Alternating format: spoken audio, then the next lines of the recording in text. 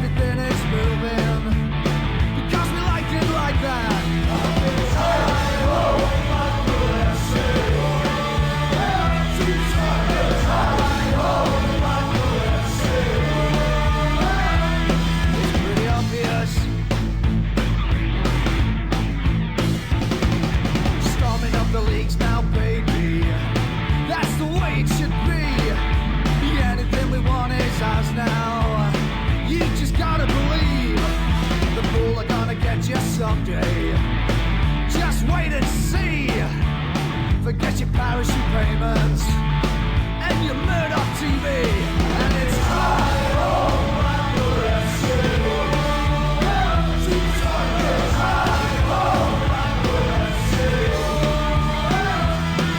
pretty obvious.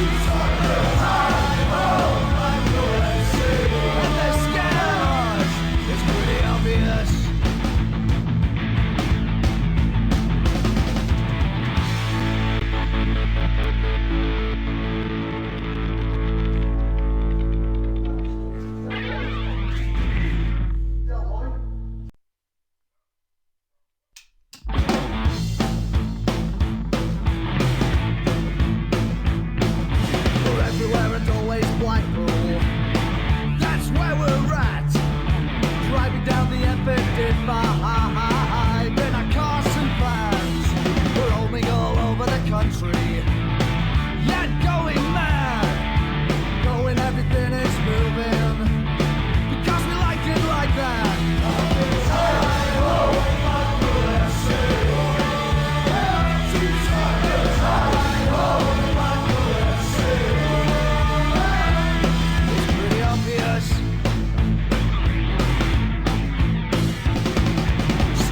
The leagues now, baby. That's the way it should be. Anything we want is ours now. You just gotta believe the bull are gonna catch you someday. Better not tell him what you Payments. who it was you were talking about. Your Murdoch TV, and it's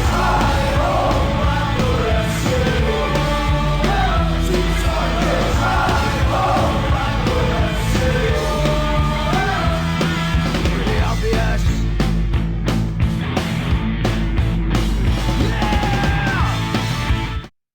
Right, evening everybody. Good to see GTF has just turned up. Hi Gary, hi Susan, hi Tim. How many have we got on? 11, 12, the count's going up. Right, this is the final and concluding part of the GTF marathon interview that myself and Fletcher have done. It's been a roaring success this is the final part, so hopefully this will be a good one, or it will be a good one. So just before you start, everybody, if you're listening to this, do like and subscribe to this channel because we want to get the numbers up. Right, the running order today is the championship season following relegation from the Prem, including the West Ham playoff final, championship playoff final, where Gary unfortunately got injured.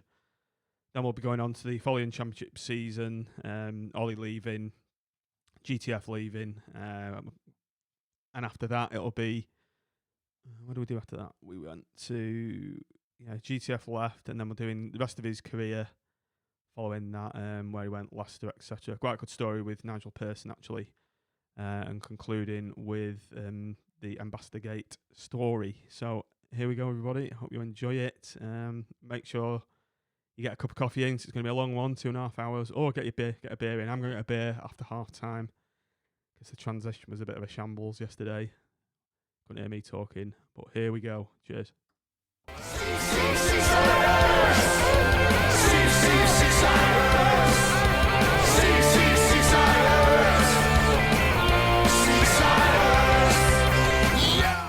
It's Wednesday, the 8th of April 2020. In the third and final part of my interview with Gary Taylor-Fletcher, we discussed the Premier League relegation fallout, the defeat to West Ham in the Championship playoff final, the rest of GTF's time in Tangerine, and his subsequent career after leaving Bloomfield Road. I'm John Aspinall, and this is the Seasiders Podcast, episode 159. GTF Part 3. Ollie's already changed the world. A small town from the north of England with a great tradition. Ding, ding, ding. Seconds out, round 3. Here with main man GTF. Yet again. We're bezies now, aren't we? Yeah, a good few nights. We're going to get this finished hopefully tonight. If not, it'll be round 4 tomorrow. And it's been good though. What do you call 4 goals if you've scored 4 goals? Is it a double brace or something? There's not a name for it, is there? Quad, I don't know. Quad. We'll have to ask Andy Morrell. Yeah. Bit before your time though, wasn't it? You scored 4 away at Swansea. That was the year before, but I did play with Moz, yeah. Yeah, he's quality, weren't he? Yeah, he's a good player, Moz. Moz, is that what he's called? Yeah, Moz. Yeah, still speak to him now. Yeah. Yeah, he's a good lad, Moz, yeah. Let's get him on here, actually. Mine and my lad and his daughter were born literally a day apart in the same hospital, or 2 days apart in the same hospital. So we had the sort of that to get thing of both having new babies, misses, and then live quite close to each other. So yeah, we were. He lives in your neck of the woods, does he? No, where I used to live, he used to live not far, but our wives got on and the babies and stuff. So yeah, we were quite close to them. He does a bit of punditry on Radio Wanks every now and then. I think he's quite good. He's a decent. Yeah, he's good. He's good. Very, very knowledgeable, and he's obviously got a good background, good ground with the managerial experience at Wrexham and stuff and that. So I'm surprised he hasn't had a job since, but I know he's been looking and applying, but no one seemed to have, because he had quite good success there. They won the FA Vars and stuff. Yeah. Nearly got promoted, got to the playoffs and that. So yeah.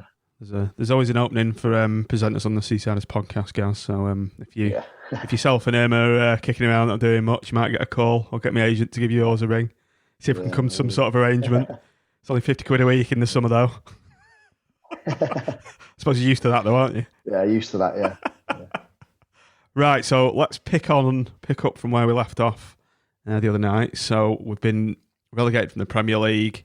You've raided a burger van. Holloway didn't like it. You've eaten all the hot dogs in front of him, and then gone off on your holidays, and then come back. So I want to first pick up on the contract situation for yourself and the other lads, the ones that got us promoted. 90, wasn't it? Obviously, Charlie's gone, DJ's gone, and then Vaughan's gone. So that's a massive hole left in the squad.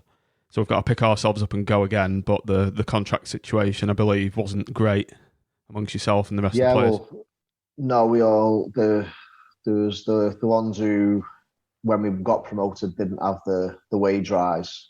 Also had in the contracts he put in that if we went down, we went back to what we were originally on, whereas no one else did. So, Holloway wasn't happy with that because we were the mainstay squad. The players he was bringing in was on a lot more. And Carl was quite adamant that he was happy for us to stay on sort of what we were on. So, So ones that have come in Premier League, they didn't have their wages dropped. No, when they got relegated. But you guys, the ones that got us promoted, got them the money, got their wages halved. Right? Okay. Yeah. So I was just adamant that he was offering us a new contract, but it wasn't anything near what we were on the year before or what a lot of other people were on, a lot less. So I was quite happy that I only had a year left. I was just going to see my contract out, just stay on that, and then move on. And quite a few of the other lads were as well. So did Ollie fight your corner to start with?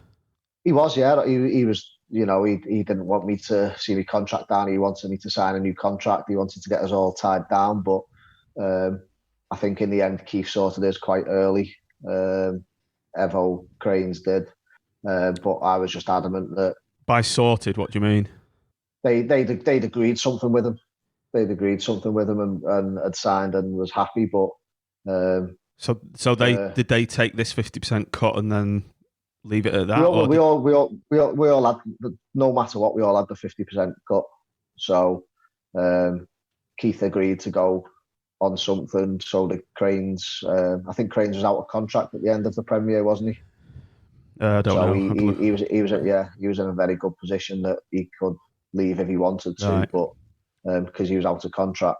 You know, we had sort of Carl sort of by the over the short barrel curlies, but I still had another year left. So basically, he was saying to me, you take a tiny increase for 2 years, or you just see out this year. So I was like, well, I'll just see it out. And I think I didn't end up signing my new contract till the end of, I think it was about 5-6 games into the season. And I remember at least every week over the off season, he was calling me in. Who? You know, Carl. Yeah, and it was funny because you'd go into his office and he'd be on his computer, and you could tell straight away that he was on the AVFTT website with all the fans, and you could tell if he was in a bad mood, there was just no point. And after about 3 times of going in to see him, I just said to him, listen, I'm not even going to stay. I said, I can tell that someone's got your back up or something. You're in a bad mood, so I ain't going to, there's no point talking to you. And anyway, it rattled on, the season started, and in the end, I just said to him, well, I'm not signing. If what you're offering, I'm not signing. Everyone else is on far more than what you're offering me. So, for me personally, what I've done for the club, the standard I've had in the squad, there was no way I was signing for what they were offering. And I remember started off really well. I think I scored the first goal against Hull. A screamer, that, I remember it. Yeah, it was a volley with the outside of your foot into the top corner. Yeah, and then I scored a similar one against Coventry. And there was a few clubs sniffing around in the August. A few rang up and made inquiries, and I think he realised, well, hold on a minute, I ain't going to be able to see this out to the end of the season. And I think it was the day after the Coventry game, he's called me in. And obviously scoring a goal like that was, he didn't have an argument to stand on saying, that I weren't one of the main players in the squad or anything. So by this Coventry game, you were still on this noddy contract where you've taken a 50% cut. Yeah. From the Premier League, right? Okay. Yeah. So that was. And you were happy just to see this down, and Carl's right. Okay. Now he's called you back into his office. I don't know. Was it the Coventry game or the Ipswich game when we won 2-0? It was one of them. Anyway, after that he called me in, and I remember walking in and he was whistling and in a good mood, and I just thought to myself, I'm having you here today. And then I thought, lad, I'm getting what I wanted. So went in and he was like, right, here's your offer. And I was like, no, listen, I've told you what I want. I'm not signing for anything less. He was like, no. I said, listen, I know there's been clubs inquiring. I said, I'm happy to see it out to the end of the season, and, we'll go from there. I said, because what a lot of other players are getting paid here is far more than what I'm asking. So there's, I just want what I deserve. I mean, you deserve to be on parity at the very least. At the very least. And it was one of them we were arguing to and from, but he was in a good mood. And I just thought, right, I just said, right, well, you're not going to give me what I want, so I might as well go home. So I did. I got in my car, walking out in my car, halfway home, had a phone call, come back, I'll give you it. So I was like, right, okay. So I went in, right, okay, yeah. I want it backdating as well. No, I'm not doing that. I said, well, everyone else is being paid what they deserve and stuff till the beginning of the season. So I want it backdating until the big start of the season. No, I can't do that. I said, listen, I said, that is not even half of what the top earners are on. I said, I want it backdating. No. I said, right, okay, going home. So it's less than thingy. I'm going home. So again, went to walk out. Right, okay, I'll give you it. I'll backdate it. It's like, right, okay.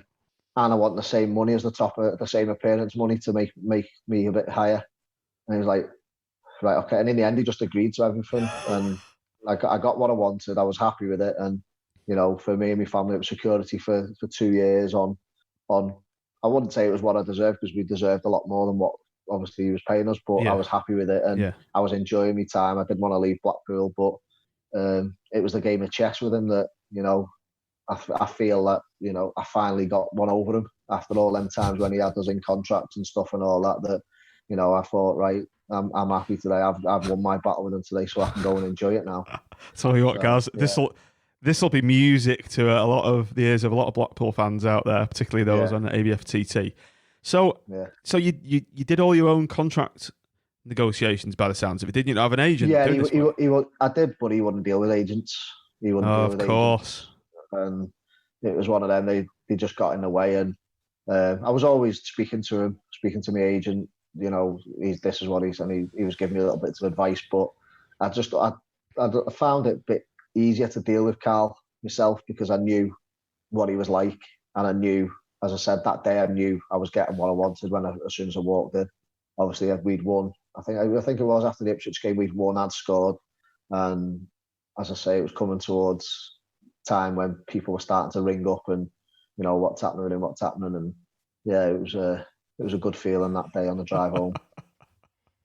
Yeah. I mean, it just blew it. Like I've said before, it's unbelievable, but it is believable knowing what we know about Carl and the Oystons. But you know, it's such a kick in the bollocks, really, isn't it, for the players that have got him and his family all that money and all. Yeah, that was the thing. That all the players who came in, who were signed sort of Premier Year, the year after and stuff, it was as if they'd done it, got them all the money and done it, and you know, we'd been there for 4 or 5 years. Yeah. But because we'd been there for 4 or 5 years, he thought, well, you know, would give them a career. They owe me, really. Right.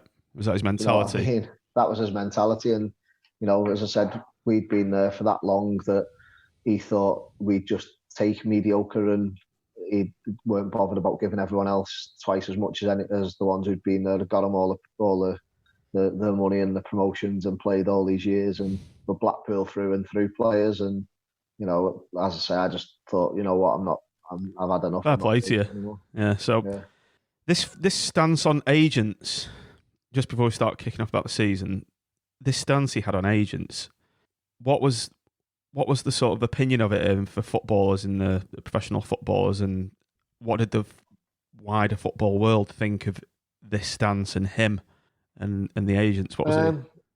I think that was just his mentality. He didn't want to do. Don't get me wrong, he did deal with agents. Like the first time when I very first moved, my agent was there. He never turned up. Might have been because my agent was there. You don't know, but what was his beef with agents then? He just didn't like to speak to them because obviously he had to pay them as well. Is it because the agent's obviously going to try and squeeze more money out of him? They'll want more money. For the player, for themselves. So you know, he doesn't like that. He'd rather just deal with the player himself. And is it so he can almost not bully, but sort of overpower the younger players and ones that are a bit wetter behind the ears, kind of thing, and more mild-mannered players? Yeah, as I say, he used to do it all the time. Like if he was signing a player, he'd ring up the club he was signing from and know exactly what money they were on, what little contract clauses they had in it, goal bonus, appearance bonus. He'd find out everything before he made the offer to the player, and you know, that was just his way of dealing it. And as I say, it's as if, you know, he's signing players to come and play for the club, but it's as if, you know, he's doing them a favour by signing them. You know what I mean? That's what he sees. You know, he's giving them a chance to come and play for Blackpool. Whereas, you know, at that time I was like, well, I've had my chance coming to play for Blackpool and I've done really well, and there's a lot of other clubs trying to give me a chance. Well, yeah. So, it's a buyer's market, I suppose, seller's market view, selling yourself. So the business that we did in the window between getting relegated and the start of the season was very poor. As we've said, Kevin Phillips, Barry Ferguson and Tom Ince aside, we didn't really sign much quality. And was there... Yeah, well... I think Angel was a good sign. Yeah, Angel turned out well. That was just a lucky punt almost, wasn't it? Yeah, well, he was a lucky. So was Tom. Yeah. So was Tom. You know, he was a young lad coming from Liverpool. There was that Gerardo Bruner as well, wasn't there, with Tom? Yeah, Gerardo. He was the one who was more thought of at the start. Yeah. And to be fair to Tom, Tom was quite patient because I don't think he sort of played the first few games. He was in and out on the bench and stuff, but it was, you know, you could see he had the quality, but it was as if they were just getting used to playing men's football because they'd been in the youth game, you know, and I think it was a big step up for them. Playing academy football was obviously a lot different from what you were describing in the first episode about playing for Northwich when you were 16. Yeah, it's a massive difference playing against kids, and it's a totally different game as well. So, you know, he took a little bit of time to get used to that. But you know, what a player in Matty Phillips, as I say, that year, the team we had, the squad, as we were just talking to before, although we signed some crap at the beginning, I think the squad at the end of that season, the team at the end of that season, and the playoff team was stronger than the squad we had in the Premier League. Yeah, I probably agree with that. So. Right, so let's kick off the season then. You touched on it earlier, the 1-0 win at Hull. Absolutely, that goal you scored, it was sublime. I think when I watched this game, this was on TV. I didn't actually go. It was a Friday night, wasn't it? It was the curtain raiser for the season. Yeah, it was the first game of the season, Friday night.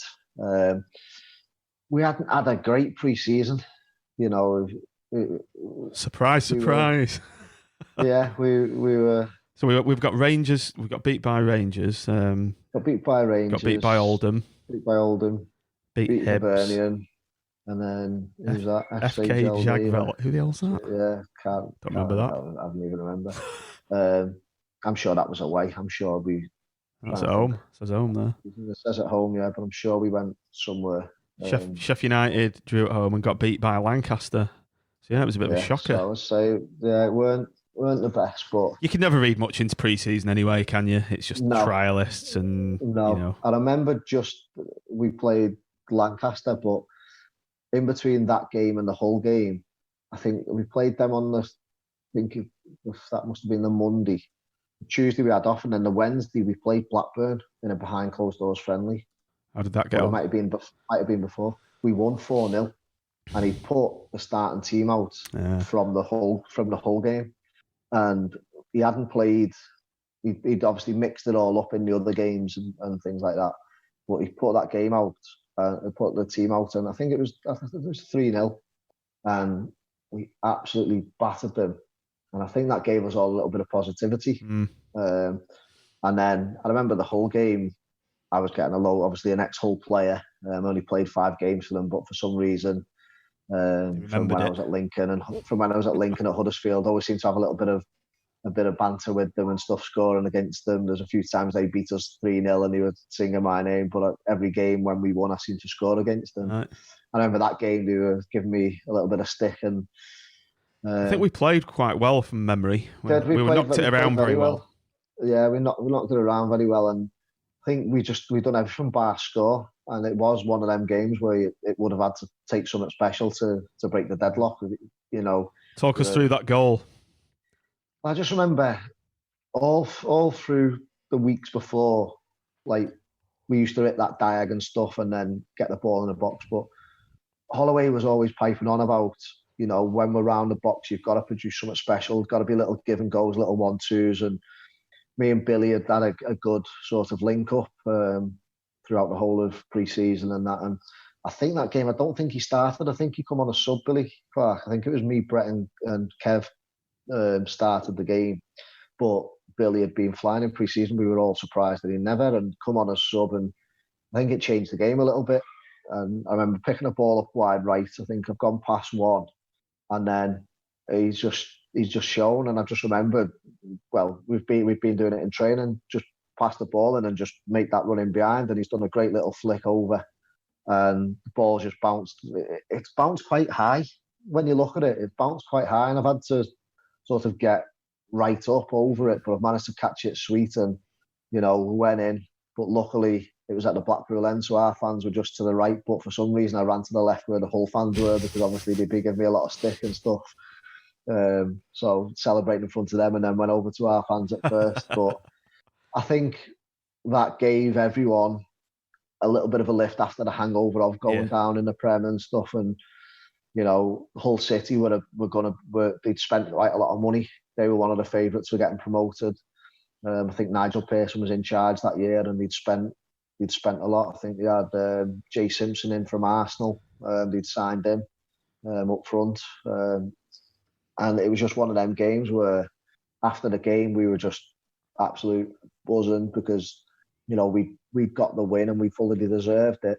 And everyone was talking about, there's going to be a hangover from the Premiership and stuff, and all the players that have left with Charlie and DJ going. So to go and win that first game was a big boost. Mm. So we followed that up with a 2-1 win at home to Peterborough. 2-1, Kevin Phillips with the brace. So just want to briefly touch on Kevin Phillips. I was a bit... Is he past his best when we signed him? But he was quality player still. I mean, how good was he in training? Was he? Oh, he was when he come to train. he was unbelievable. Obviously, I think he was. How old was he then? Did he have a special arrangement where he trained at home or something? No. Yeah. So on a Monday and Tuesday. To be fair to him, Holloway said just come in Thursday, Friday because he was fit as anything. He'd complete the bleep test. At 38, whatever, he'd complete the bleep test and unbelievable fitness. Looked after himself, done everything right. And Holloway said to him, "Well, listen, no point," because he used to live. Obviously, he stayed up in Birmingham. So Holloway was like, "You don't have to drive all that way. Just come in Thursday, Friday, and we'll go from there." And so special treatment almost, isn't it? Yeah. To be fair to him, probably every other Tuesday he'd be in. How would he? He'd come in anyway because he'd want to come in, and obviously if we had midweek games he'd be in. But he was absolute quality. I just knew that if you give him the ball anywhere 18 yards inwards, it'd be in the back of the net. Yeah. And, he must be a great feeling to have a player like that alongside you. Get the ball to him in a certain area, and five times out of 10 it's going to go in. It was unbelievable. Like some of the finishes that he'd done, I remember there's Brighton away sticks in my mind. When he chests it, and he just waits, doesn't he? He just waits. Instead of just smashing it, he just got a good contact and just a volleyed loop over them all, wasn't it? Yeah, just lifted over, and as I say, he was unbelievable. Best finisher I've seen and played with, is he? Yeah. But the thing was, though, he was a really good lad as well. He helped everyone. He had time for everyone, and no airs or graces about him at all. No, you can see why he's gone on and that he's had a good career in coaching and managing, because he was unbelievable round the squad and round the pitch and the changing room. So yeah, obviously we signed Kevin Phillips, a big name player. Also a very big name in the footballing world was Barry Ferguson. So what sort of an influence did he have on the team and the squad? Yeah, well, Baz, he was, as you say, he was a leader. He was a winner. He played for Rangers, played for Birmingham, captained everything, and you could see that just in his persona. He wanted to come in and he wanted to win and be the best. And what he said, because I remember before he'd signed, it was one of the days when me and Keith had been called in to speak to Carl over pre-season, and as we walked in, Barry was there, and we were like, "What are you doing here?" You didn't know he'd signed him. You'd want to come and well, he was, all the best dealing with him, and he was like, "Yeah, I know. If he's going to be stupid, I'm just going to walk out of here." And he ended up signing, but great player, great to have around the dressing room as well. So I think with Charlie going, with DJ going, Holloway's looked at it and thought, we've got a lot of good young lads coming through, the likes of Matty Phillips, Tom Ince, so we need to get a little bit more experience again. Charlie, Varney, DJ, all older players. We had a lot of the younger players come through, and a lot of the players he signed that year were younger players like Bob Harris and stuff. So I think he realised that we did need to get a little bit of experience, but the right kind of experience, not like a BT and Andy Reid who were, just wanting to come and, just pick up money and just be part of the squad. He highlighted them two players as two experienced players, but would also have done it at a highest level and be winners and come and help take the rest of us on as well. I remember when the news broke that we'd signed Barry Ferguson, I didn't quite believe it. I said to me, mate, "What, the Barry Ferguson?" So it was quite a coup, wasn't it, when that was announced? Yeah. But I remember, like, one of the things Barry said was, the one thing I remember, he said, "I had a lot of offers." He said, "But I just remember playing against you last year, and just thought, wow, I'd love to play in a team like that. And that was the main reason why he signed. He said, obviously, with Holloway, the way we played, he said that he thought that it'd prolong his career as well by coming and playing in a team like us. That's really interesting. So no doubt he could have probably got more money elsewhere or a bit more. What do you think? Probably, but I think as well the jocks love Blackpool, don't they? So the Scottish love Blackpool. You know, it's probably one of them things as well. But yeah, he just said, you know, I remember playing against you and Holloway and stuff, and how he's played and absolutely loved it. So it was a big thing, and it's nice to hear players, you know, that they've known, seen, and noticed, you know, what we were doing and how we were playing. Yeah, respect to your peers. Yeah. Jaggy Thistle's obviously a big pull. Have you heard of that bar in Blackpool? It's where all the sweaties go. The Jaggy Thistle. It's You're not missing much. It's a dive bar where all the jocks go. Anyway, right. So let's take, if you can get the wiki page up. Yeah. So let's take the season from that Peterborough game onwards. So in August and September, is there anything that stands out to you there? Obviously, there's the Coventry game that we've discussed. Well, there's the obviously the Brighton game when Kev scored them 2 goals. That comeback, 2-0 down, and to come back and draw 2-2 is a big thing, especially after getting beat by Derby at home. So that was a big thing, and I think drawing with Palace, because they were quite a team that they thought was going to push on and get promoted that year. So to go away to them and draw. Sorry, just 1 sec. Can you hear me loud in the background? Yeah. 1 sec, I'll just go and tell him. It's all right. I'll shut the door. I'm going to shut my window, it's cold. I'm back. Shut my door. But this is happening in a hell of a lot of virtual conferences around the world at the moment, isn't it? Yeah. And then Palace away 1-1. Baps scoring. Yeah. Baps scoring, yeah. It's an unusual occurrence. Yeah.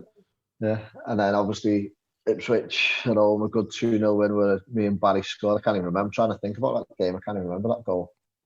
It's like as an ex-pro, do you remember all your goals? Or just the good ones? I can remember the whole one. I can remember the Coventry one. Obviously, they're the good ones. That's just been a scuff. Could have been, yeah. But the majority of them normally I can do. Like if I see them and I remember that one, but that game I just can't remember it. All right, so then we've got Cardiff at home 1-0. Kevin Phillips again. Pompey got beat 1-0. Coventry 2-2. We've discussed that. Right, here we go. Blackpool 5, Bristol City 0. 1st of October.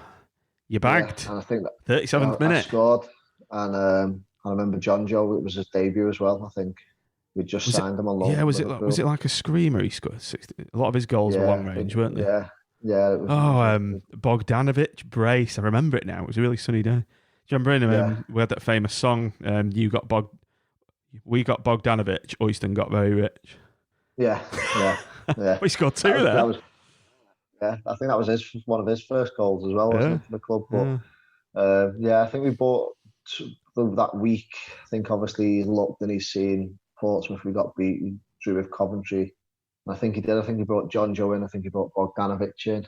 And I think he got rid of a few players. As we said, we bought some rubbish in that. That's pre-season. I think he sent a few of them out on loan or. John Joe Shelby wasn't on a. I bet he was on a decent whack. Yeah, he would have been on money, but he was a very good player. You know, you could see then that he was going to go on and have a long career at a high level, and played for England as well. Yeah, played for England, and you know, it was that time we were a club that people wanted to send players to on loan. Yeah, you know, it was a big thing. You know, there was a lot of teams after John Joe. I remember I played against him when he was at Charlton when he was a young kid, 16, 17-year-old, and back then you even could see that he was going to be something special. You saw his name popping up on Gillette quite a lot. Yeah, Shelby, John Joe Shelby. Looking back at them games, I think the main changing time for us was that Doncaster game, and I think it was probably the saving grace for Ince, because he, like, similar to what I was like when I had been out of the team and I was getting sent out on loan, and then everything changed when I scored the 2. He was going out on loan. He hadn't been playing, he hadn't been starting, he was going out on loan. I remember he come on as sub that game. And I remember his first goal, I've won the ball and played it to him, and he just had a shot, and it was probably going into Rose Head or whatever, but it took a deflection. And suddenly it looked like a skyrocket into the corner, into the top corner, but it took a deflection. Right. And after that, he just seemed to come alive. Right. He just seemed to get confidence, and he went on and scored the winner in the last minute. And that was a big turning point for him, and I think a big turning point for Holloway, because I think he realised, well, hold on a minute, you've got Fletch, you've got Kev.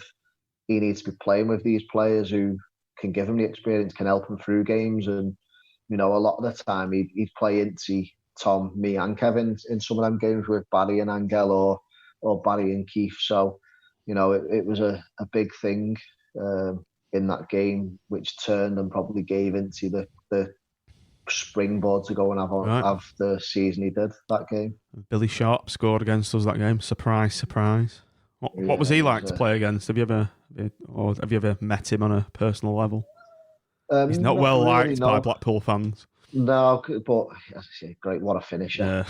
Yeah. Always score. He's one of them players who you see his name popping up all the time, even now. And you just think, wow, what. Balls in the box. Similar to Kev Phillips, balls in the box, it's in the back of the net. He's still doing it, isn't he? Premier League. Yeah. So we've got beat by Forest at home 2-1. We've gone to Burnley and lost 3-1. Don't really remember that. Two defeats on the bounce. But then I got injured in the Forest game. It was at home. I got injured. So that's because you weren't playing. We got beaten. Yeah, the next 4 or 5 games, I think I come back. I think it was the Middlesbrough away game again, or maybe the Birmingham at home. But yeah, I was injured for about 4 or 5 games. So off camera, we were discussing that Leeds game, weren't we? The 5-0 win at Leeds. Yeah. You missed that performance.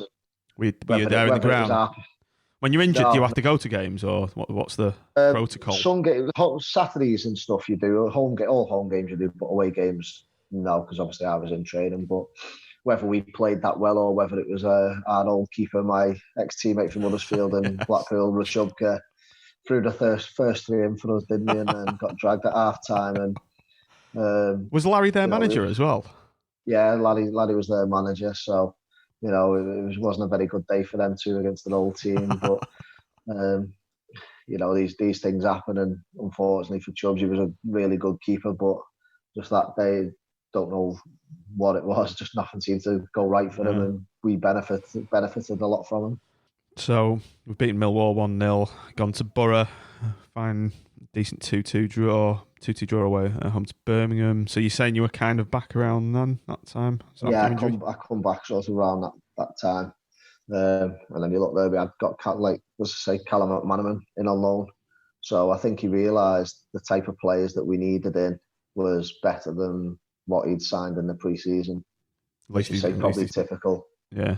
Yeah, typical Owen Oyston, wait until getting all the bargain basements or whoever will accept what, and then, as you say, luckily we managed to get a few players through on loan. Yeah, it's just like bad luck, really, isn't it? It's not good planning. It's just being scabby, really. Yeah. So we've gone to our bogey side. Leicester lost again, 2-0. Don't know if you played in that. They always beat us though. Yeah. I was back then. It was quite a bit of a mainstay from then on, I think, till the end of the season. So that was probably a bit of a turning point, because obviously we've had a little bit of a decent run, and we always seem to kick on after Christmas. That was a big thing, that as the season went on, I think it was probably because all the new players had a little bedding in of how we played and what was expected. And we knew probably by that time, right, this is what we expect, this is what we want. And so all the clips were ironed out, all the bad eggs were gone. We're rooted out. It kind of begs the question, if we'd have had all these quality players in, July, August time, that's when you use your time to bed in, isn't it? That's when you use your time to get used to your teammates. So we'd have started on fire, and we might not have needed the playoffs. Yeah, the pre-season tours, the pre-season friendlies. That's what it's for, isn't it? Yeah. Yeah, that's what it's for. But obviously, Carl Easton they used to come 4 days before the first game of the season, and you could never do your work. So is it every season you were at Blackpool? Was it like that, rushing loads in?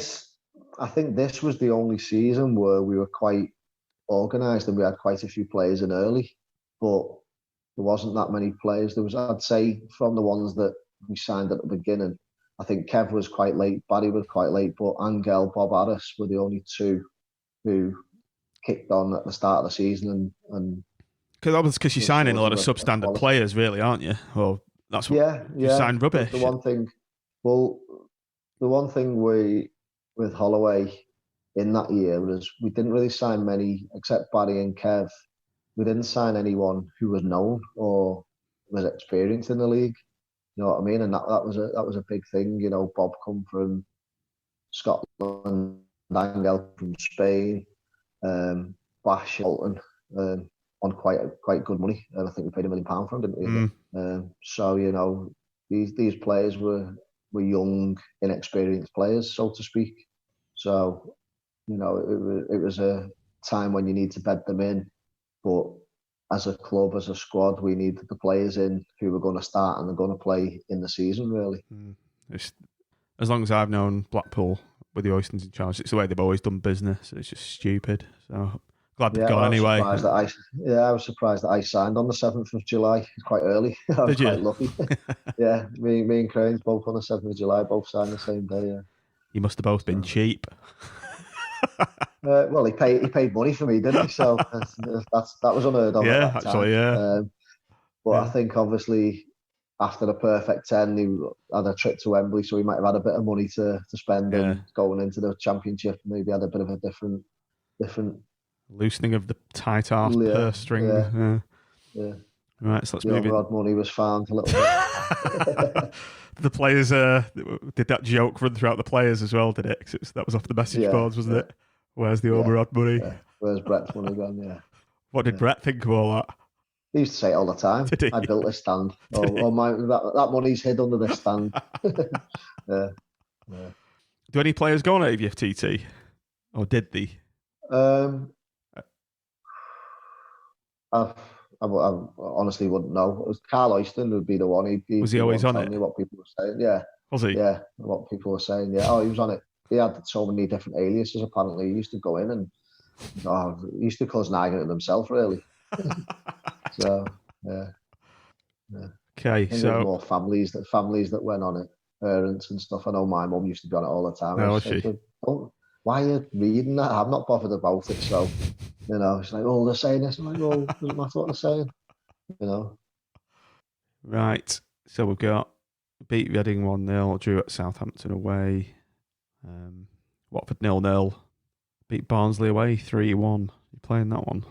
Matty Phillips hat trick. Yeah. I don't remember that. I mustn't have gone.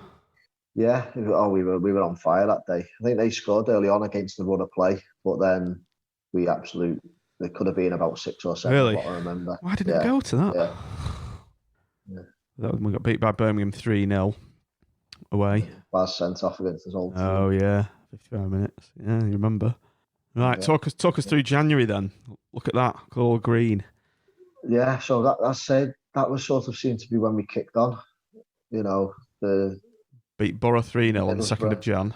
Yeah, Middlesbrough 3-0, Ipswich 2-2 away, and then beat Palace, beat Coventry, beat Cardiff. That Cardiff away game as well, that was a big thing because obviously we beat them in the playoffs. There was a lot of animosity there, but I think that was on telly as well. Quite a funny story about that. I'd just got I'd moved house and I didn't have Wi-Fi, so I streamed the game on my phone on 4G, and this was like 2012 when there wasn't these big like contracts pay or you go data these days. Do you know how much it cost me to watch that game? 68 quid. God, would have been cheaper going. I didn't know at the time that it's going to, if you go over your 1 gigabyte limit or whatever. Yeah. But I remember that game. We absolute battered them. They were like, I think they were quite high in the table as well. And it was I don't know if it was 56th or something in the playoffs. We were both high up on telly.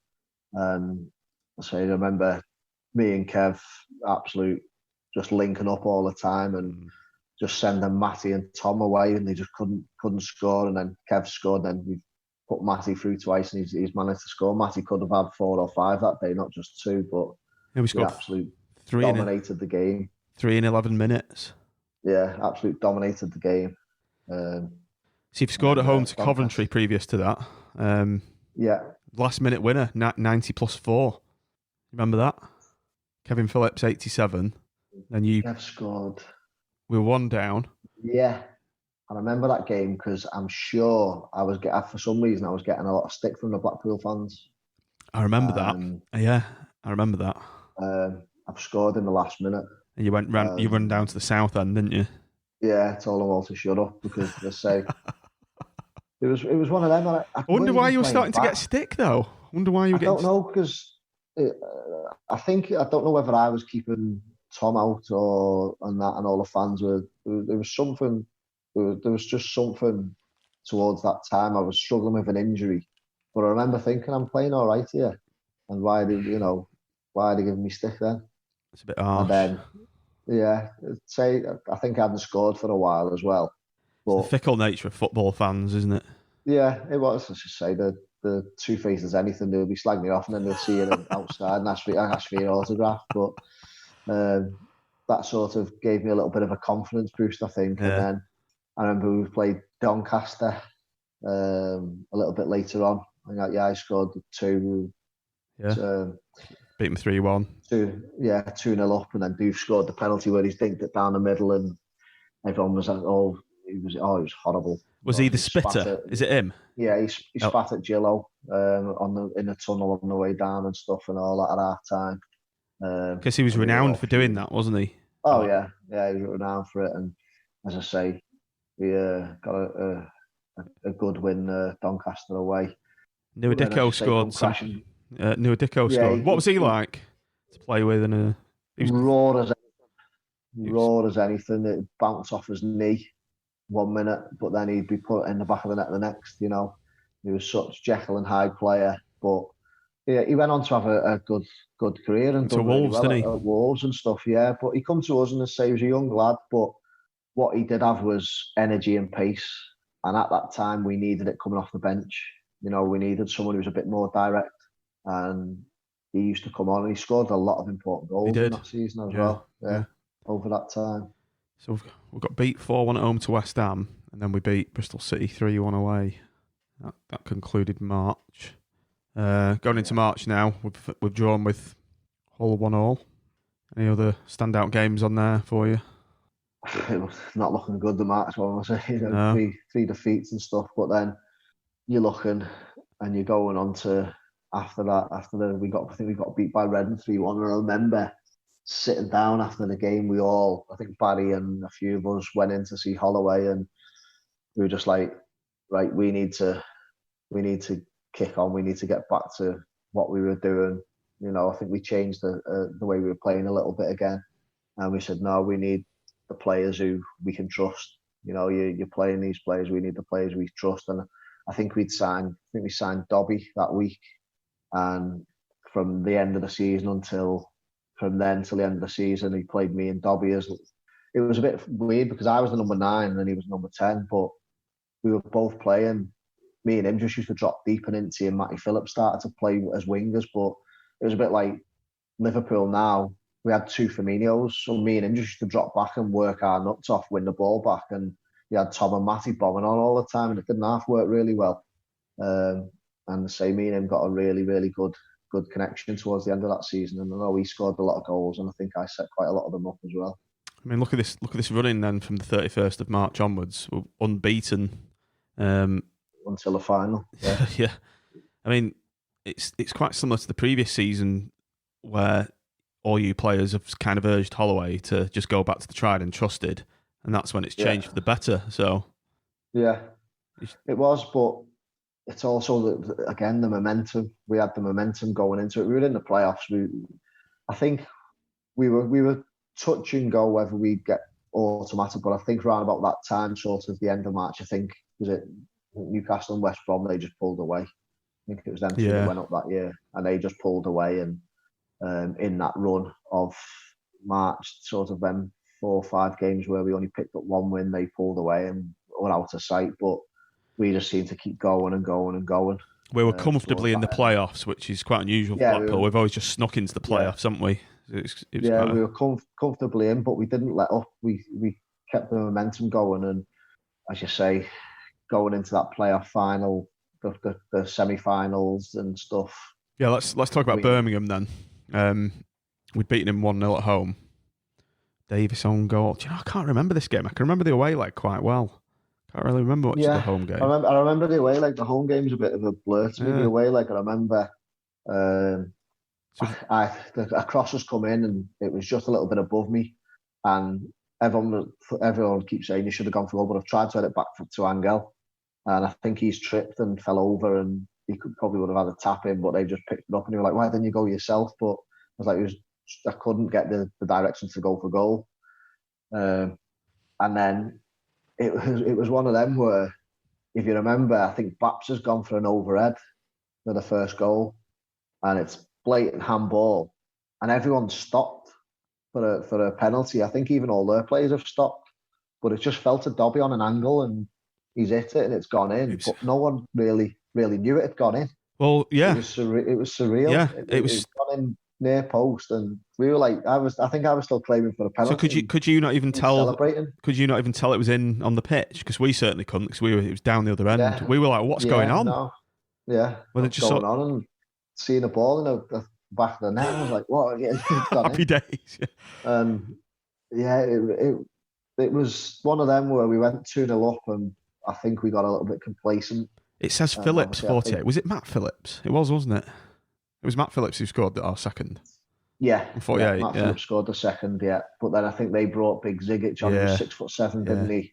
They brought him on at half time, and they were just long ball, peppering, absolutely horrible. And they got the 2 goals back, and we were thinking, they still need to score 2. With the away goals, they still need to score 2. And I remember hanging on for dear life towards the end of that game. It was horrible. It was horrible to watch. Was it similar to playing? Yeah, it was one of them. But obviously, I'm not the biggest, but I was one of our better. I used to use my body well on winning headers and being able to read things. And I remember last 10 minutes, I think he doubled up with me and everyone, that Zigic. I was in front of him, and he was just looking back, looking up, and he's still a foot bigger than me. I was like, how are we going to deal with him? And it was a mad one. But as you say, we deserved to go through. Over the 2 legs, we deserved to go through. And then, up to the West Ham game. We all know what happened with yourself. Obviously, you were injured. Tell us what the injury was, and tell us how it happened. It was the Thursday. We were getting on. We were literally due to get on the bus to travel down to London. I think it was the Tuesday. It was the Tuesday, last kick of training. And we'd done all our shape and stuff. We were just having little 5-a-sides. And I remember the ball's just gone up in the air. And it was me and Lua. And I thought we were just going to jump and challenge for an header. But as I've jumped, he's ducked. And I've just gone right over him and sort of landed on my ankle. But then, because I've gone over him, he's landed on top of me as well. And I just remember at that point, I knew at that point that something bad had happened. And I remember going into the treatment room, and I was in tears, not because I was injured or in pain, because I knew at that time I was going to miss the game. And I remember they didn't want anyone to know, so literally they had to drive my car into the training ground, into the ground, in the stand. I had to lie down on the back seat and go to hospital. I went to hospital for a scan. To the Vic? They couldn't see anything. Yeah, couldn't see anything. No, I didn't go to Vic because they didn't want me to go to Vic.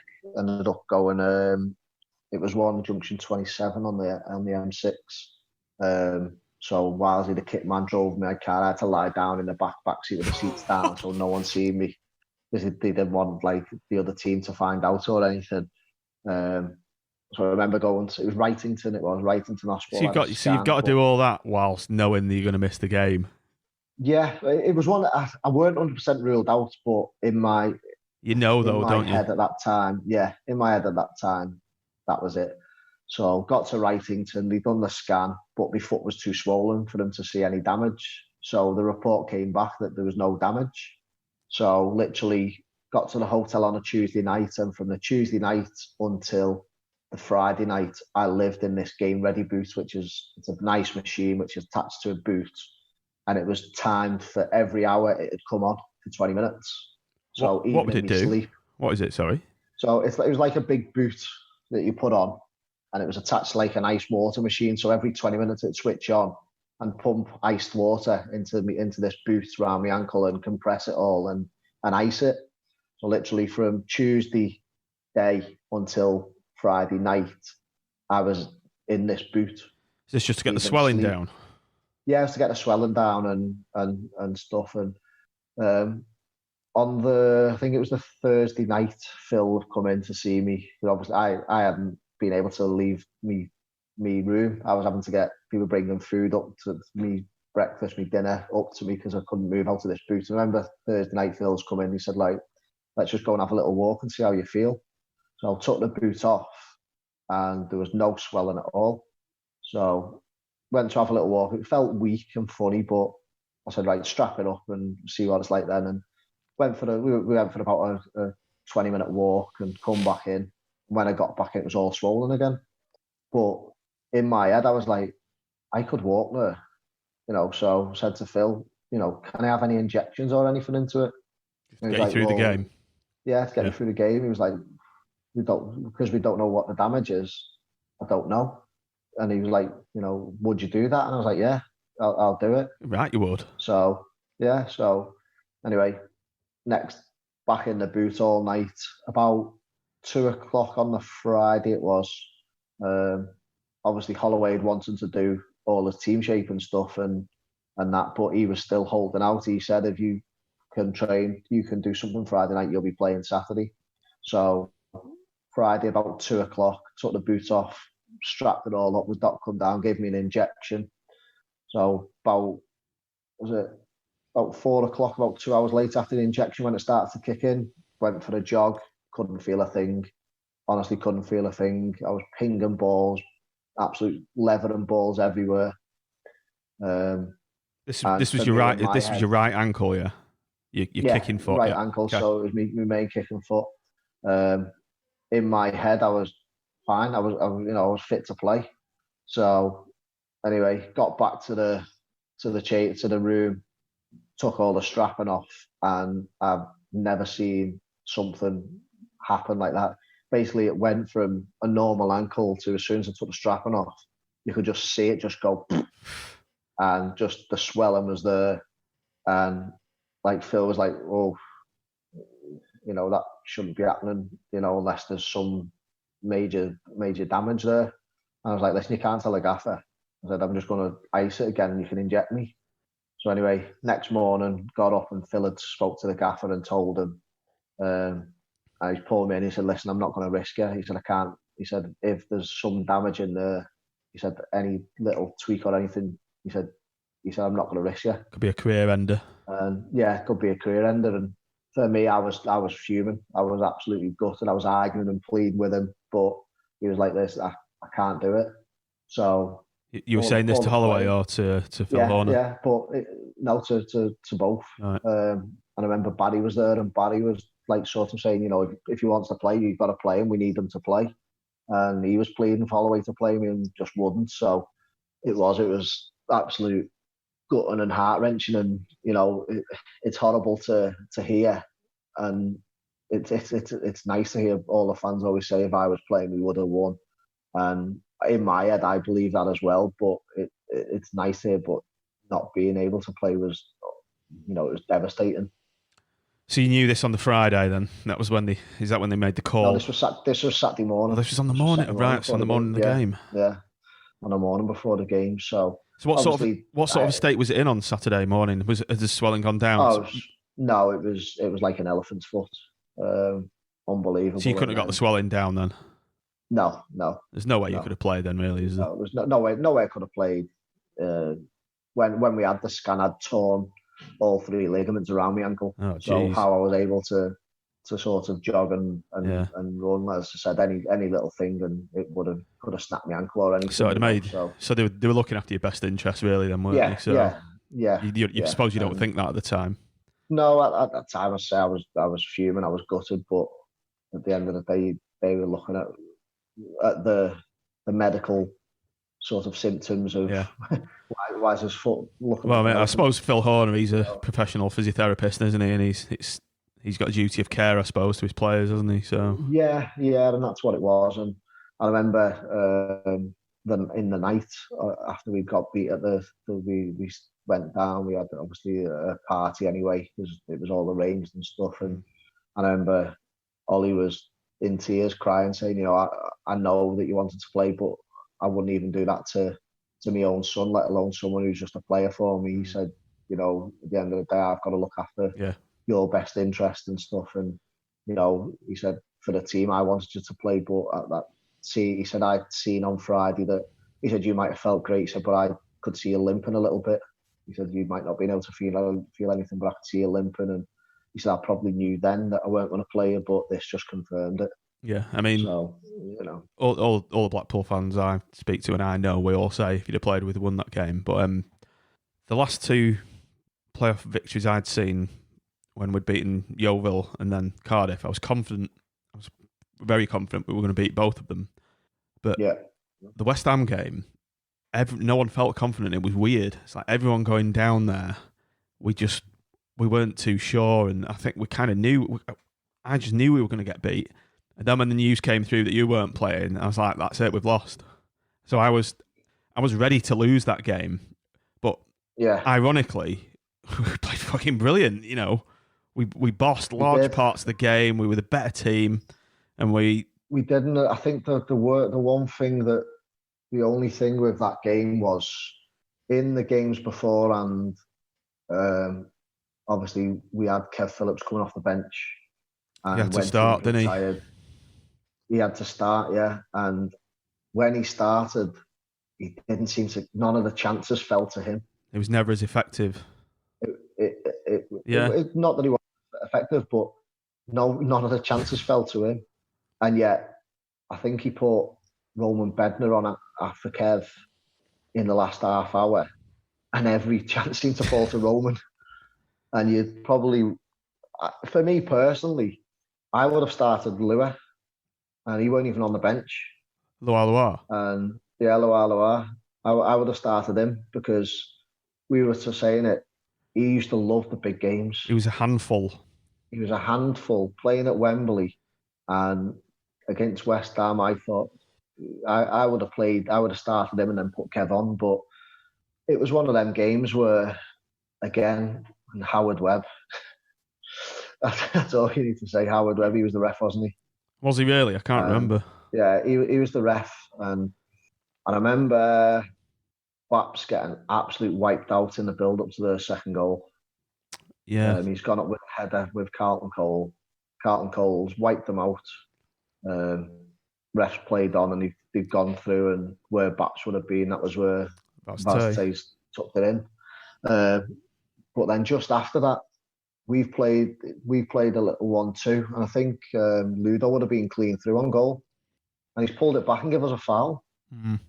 Instead of playing advantage and Ludo through. And I remember after the game, I hated him anyway for what happened at the Prem with what he was with me. And I remember after the game, I weren't even playing, but I was on the pitch, absolute screaming me nuts off at him, just because he was so inconsistent that day. He'd let things go for West Ham, but then wouldn't let it go for us, or like that decision of not playing on and giving us the advantage to go clean through and score. He's pulled it back when he could see clearly someone was going to go through. And he's a big club ref, isn't he? You can just imagine him being best mates with Sam Allardyce, can't you? Like having a laugh and a joke afterwards. Yeah. Did you say anything to him after? To Howard? Yeah. Yeah, well, I was on the pitch. I weren't playing in the game, but after the game, I was on the pitch and giving him a right ear fully. Giving him both battles, because I just couldn't believe how inconsistent he was. And he's a top ref as well at the time, wasn't he? He was FIFA ref. You know, he was one of the main refs, but just as I say, it was just so inconsistent that day. And the thing was that we did deserve to. We were the better team, but we couldn't put the ball in the back of the net. You know, Derby had a few good chances. Matty Phillips could have had two in the first half, 10. Could have two in the first 10 minutes. He's the one who's gone clean through when you probably preferred it to be falling to Kev or to Tom. And you know, Matty's the one who's gone clean through, but he's pinged a great ball through to Tom for his goal, didn't he? Do you remember that? He has. You know, them two, they were unbelievable on the wings. Yeah. And as I say, with them two on the wings, and when we had me and Dobby, that front four that season, I wouldn't say there was one better. There was it was that chance that Dobby missed. It's like 9 times out of 10. It was like in about 70 odd minutes. It was. Yeah. Just pulled back to him. Stuck under his feet. Yeah, he didn't get a great connection with it. Yeah. So you're expecting, when you see Dobby there, it's in the back of the net. And when he's missed that, I thought, that's it, we've lost. Yeah. I was waiting for them to score. I was just waiting for it. And when it went in, it was a rotten feeling. So what was the atmosphere like in the dressing room after? Obviously, it's gone completely opposite to the 2010, I'd imagine. Yeah, it was obviously gutting, but a lot of the players sort of had the similar feeling, and as a few have said to me sort of afterwards, that once I got injured, they knew they had the confidence had gone. As I say, we were so confident going into the Cardiff game, and I think with what had happened and me getting injured so late and in something so innocuous, a lot of them were thinking, are we going to do this? Have we got the belief in to go and change? And I think, as I said, with how me, Dobbs, Inti and Matty Phillips had played in the 9 games before, and you know, it was a massive loss to us in that final. Time for a quick break in proceedings to say, if you're enjoying this content and want to say thanks for the pods, please consider joining our Patreon supporter programme. Starting from the price of a pint per month, Patreon allows you to contribute towards our production costs, gear upgrades, and our drinks tab at The Dog. Your support will ultimately make the show bigger, better, and like eating a tin of prunes, more regular. You'll also get extra stuff in return, like all the podcasts before general release, backstage access to us and our guests, exclusive Patreon-only shows, and other random bits and pieces. So head on over to patreon.com/SeasidersPod to find out more and hopefully sign up. After the game, what did you all do? Did you still go to this party you said, or did you just go home and... It wasn't like the no. Obviously when we won. The free bar was only for an hour. It was free bar was only for an hour. We closed the free bar. Owens, you didn't get your mates over to get a big round in like last time. Yeah. So it wasn't good. But the worst thing was probably again the end of season do a few days later, and you know, I don't know why they don't just cancel it and things like that was knocked it on the head. The worst thing, but I think that was the time when we knew that year was going to be the last year that the dream team's together. Well, more breakup of the team. So as I said to you kind of off camera before, it was obviously gutting at the time that we'd lost that game, but ultimately I think if we'd have won that game, we could have been stuck with the Oystons for God knows how long, because it's another huge cash injection to them. They'd have hoarded it more than likely. Could have been stuck with them, but also it could have give Holloway a chance, and we could have stayed up that year. You know, could have learned from the mistakes from the year before. Do you think they would have learned though? Do you think the Oystons would have learned? Do you think they spent more money? I think they would have done. You know, I think they would have done, because getting that money the second time, probably would have thought, hold on a minute, we can keep getting that money. You know, the first time you're like, whoa, all this money, we're happy that, you know, keep it and go down. Bank it, themselves. But then the second time, it would have come in again, and probably their eyes would have lit up even more, thinking, well, hold on a minute, we could have had this last year if we would have done the right thing in the year in the Prem. But you just say it's all what ifs and buts. You know, you don't know what could have happened. Yeah. So, season's over. You've obviously taken a break again. So the next pre-season signing players in the transfer windows was equally as bad as well. So let's get the start of the 2012-13 season up. That year.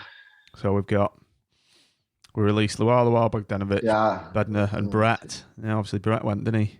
Yeah, Brett went. We were all obviously fuming with that. Were you? Yeah. What happened there with Brett's release? Just got kicked out. Yeah, just basically, they said it was time for him to go. But we thought that he still had something to offer. How did Brett feel? How did he find out? I can't remember how he found out, but I'm sure that he'd agreed something with Ollie, and Carl pulled the plug. I'm sure that when he spoke to Ollie, that Ollie wanted him to stay, be around the squad and stuff and that. But maybe move into a coaching role, just play a bit every now. Yeah, it'd been great. It'd be great to have him on a coaching staff and player manager eventually, kind of thing.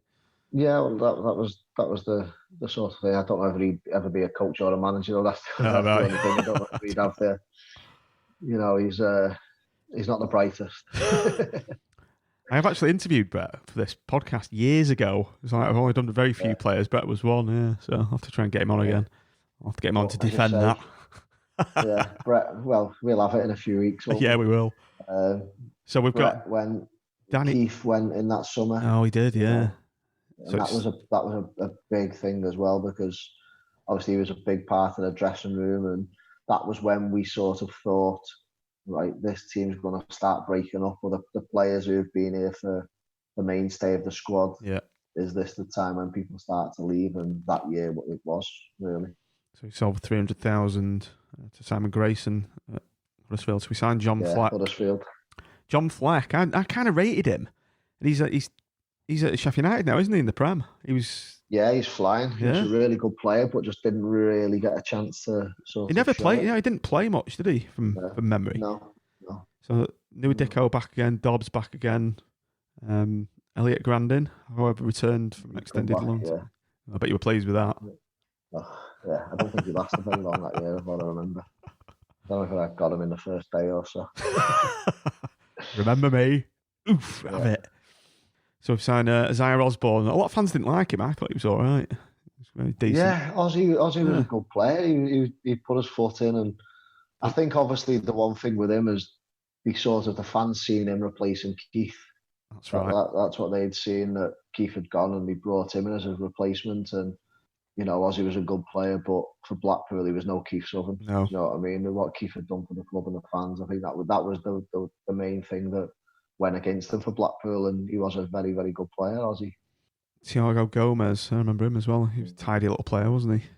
Yeah, but that was the year when Holloway had the plan of the development squad, and we did, as it says there, we had 34 first-team players, which was unheard of at Blackpool. That was just ridiculous. Do you think that's when... Yeah. Was he doing that just to try and find a gem amongst a barrel of shite? Yeah, I think trying to find another Tom Ince or something. Yeah. So how did that all play out then? Where did they all train, all these players?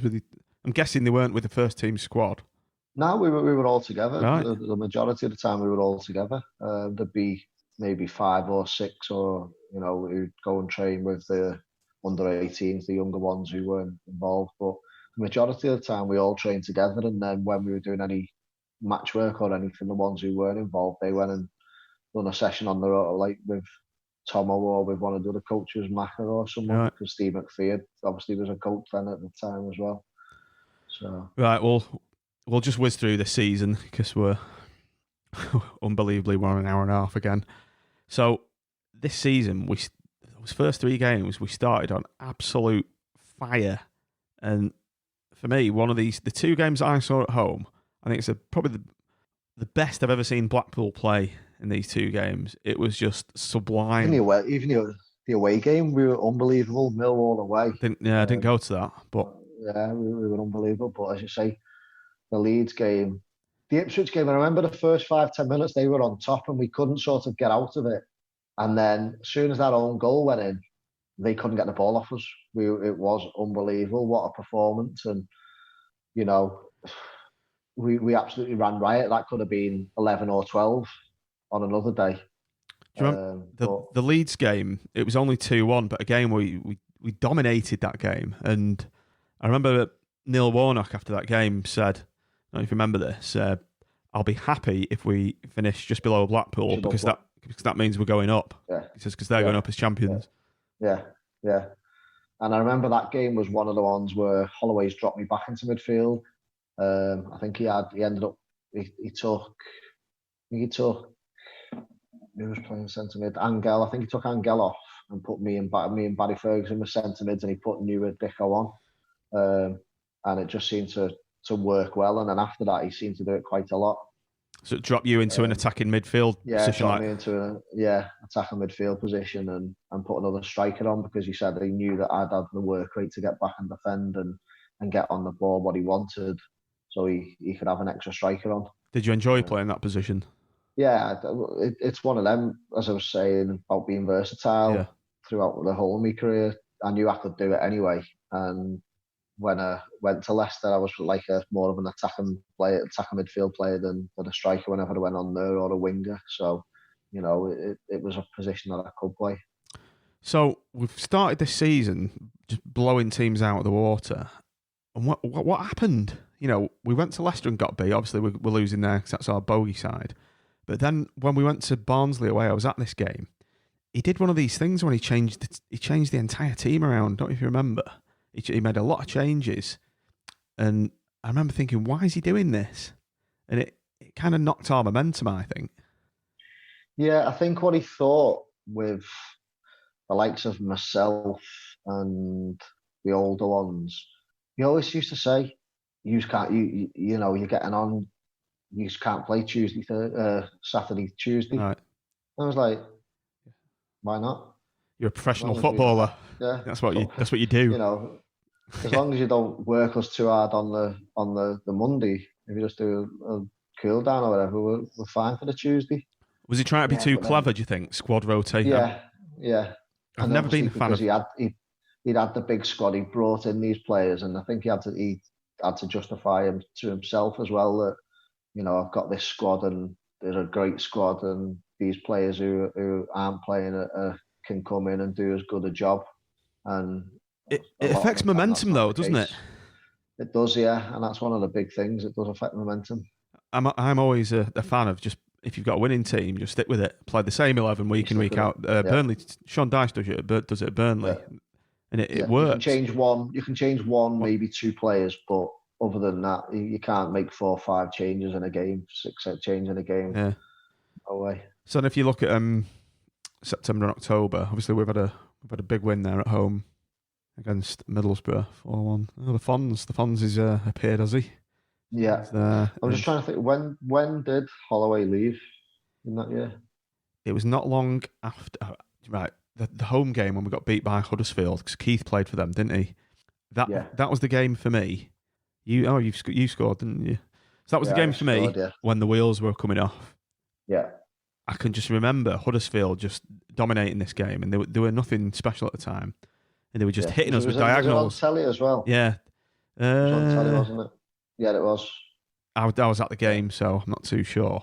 But I just remember they'd sussed us out that time, and they were just peppering us with diagonals, getting in behind all the time. Yeah. And I was thinking we've lost it. And then we've lost Huddersfield 3-0, so we've beaten Hull again. A bit of a bogey side for them, aren't we? Lost the Cardiff, beat Hull, and then, as you say, got beat by Charlton at home, Burnley, and we didn't win for that the whole of October, really. So, that was a big time. And so it's Sheffield Wednesday away. That's when we had Tomo in charge, didn't we? Or did we? Because we beat them 2-0 and scored. When did Holloway leave? So we drew with Forest. Say higher up. Into the semi, Michael Appleton notched his first win. Wasn't it before the Derby game? Because he'd left us high and dry. Appleton was announced on the 7th of November. Yeah, it was just before Derby. Do you remember? We got beat 4-1 by Derby. Yeah. And he'd left the morning of the game. Yeah. Because everyone was really pissed off with the way he'd just left them. Right, so tell us about Holloway leaving, what you thought about it and how you found out, and the squad reaction in general. It wasn't a shock to say that he was leaving. It was how he left. We could tell that he kept coming in. He was. I don't know how long I can keep battling them about obviously the Oystons. It's wearing me out. That was his word. It's wearing me out. I'm battling, and I don't know if I can change that man. And we was telling him all along, no one's ever going to change him. So don't take it personally and don't let it get on top of you. But one of the main things was that was a big thing that he knew. That I think he knew at the end of this season, if we weren't in the playoffs or we didn't go up, that the team it was just going to fall apart. And I think he knew the likes of myself, Craney, Bapser, Devo, all out of contract, that he was going to lose a lot of his team, and probably the mainstay of the heart of Blackpool at that time. Were moves never taken by the Oystons to nail down new contracts? Because surely they're aware that your contracts are running out. Did they never be proactive and say, right, these need sorting before we get another David Vaughan? If you remember, his contract was just left to run out. Yeah, he was left to run out, and I think as I say, coming into that year was 2013. So I was 31 come the end of that season. So that was all. Stephen Craney's exactly the same. We were all coming sort of early 30s, and as I said, his words were, "Well, no one's going to want you." Whose words? Season. Whose words? Oystons. You're getting 31, 32. There's not going to be other championship teams who want you. Is that what he said? Yeah. That was what he said, and that was part of the reason why he offered us the Dissery offer at the end of the season. And obviously, when did he say this to you? Did he say this to you as a collective or individually? I'm sure he put it in the press as well. That when people are asking why are these contracts running out, and he was always saying, these players are coming to the 30s now. They're not quite, how long have they got left? We need to, we'll see how they've done at the end of the season, sort of thing of that year. So, well, as I said earlier, you got promoted to the Premier League, and Cranes played in the FA Cup final. So, I went to top of the league, and Cranes went to Wigan and won an FA Cup final. But they in the Prem as well, Wigan. They win the cup final. I think they went down, didn't they? They went down and won the FA Cup. I'm sure they did. Yeah, I think they were. So we went to another Prem team. Yeah. So we two players who were in 30, but they thought that they know best. We weren't. Yeah. Let's just say that the players that he brought in to replace us, the likes of Chopra and Ricardo Fuller and stuff. Oh, stop. It's one of them, and of what we know, we're on a lot more money than what we were on anyway, and we were. Yeah. So, listeners, I'm frantically shaking my head in disgust at this.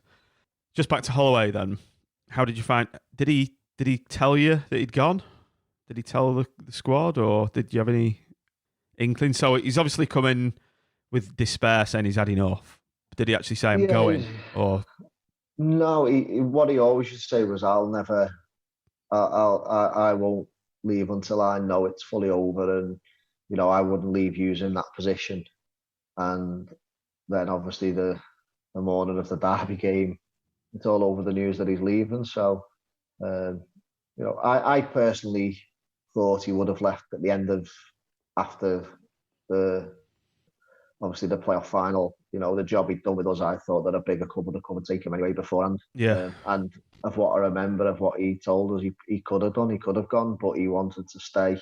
Give it another season. He'd give it another season, obviously after getting beaten in the playoffs, and that was the season. Obviously, it was the end of this season, I think, was the second year, so the parachute payments went down, and that was one of the reasons why Carl only at first he'd only give us 2 years, a new deal for 2 years, because the parachute payment went down, and he said if we're not back up by then, I'll be cutting the money.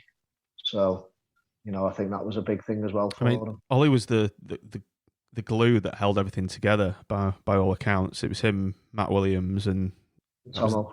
Tomo, yeah. Yeah. So to say the job he'd done under the circumstances, and how he lasted that long to keep his sanity from working with the Oystons, I don't know. And as you say, there's a lot of things that he probably will look back on and wish he'd done different. But the one thing that he can never take from him is the fact that he took the team that nearly got relegated, added one player, and got them promoted to the Premier League. And that's an absolute magnificent job. And what a man and what a manager. It's bizarre the line he's taken since leaving Blackpool, and he never ever criticises the Oystons in the press, sides with them. And do you remember during the boycotts, he'd be saying Blackpool fans are out of order, you need to go and support your team. Do you know why he's taken that kind of line? Because he's lost a hell of a lot of goodwill and respect off the majority of Blackpool fans now. Yeah, you've got to realise he's a football manager. So if he comes out and starts criticising chairman, he's blackballed. When he goes and applies for a job, they're going to be thinking, well, he speaks his mind. He says this. He comes out. He's a strong character. And it does. He's playing the game of. He's got to think about his career as a manager. So do you think when he's retired from the game, do you think he'll speak his mind? Oh, yeah, without a shadow of a doubt.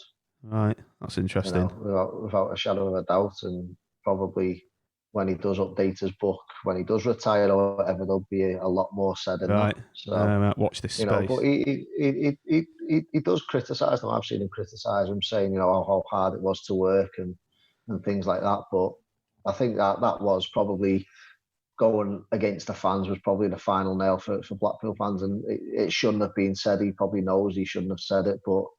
It'd have been best just saying nothing, just avoid the question and don't say anything.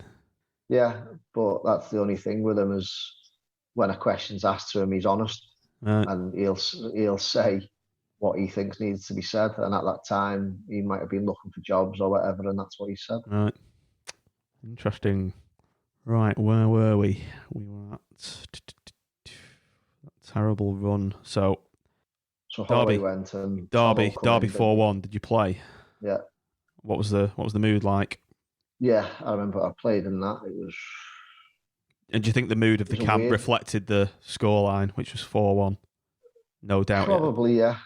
It did affect probably the players, because obviously only finding out that morning. He took training on the Monday and then he's not there on the Tuesday, and obviously Tomo was sort of left high and dry really, coming in. The one good thing with him, obviously, he'd been a mainstay from when Larry was there, right through Oyston, and he was Mr. Blackpool.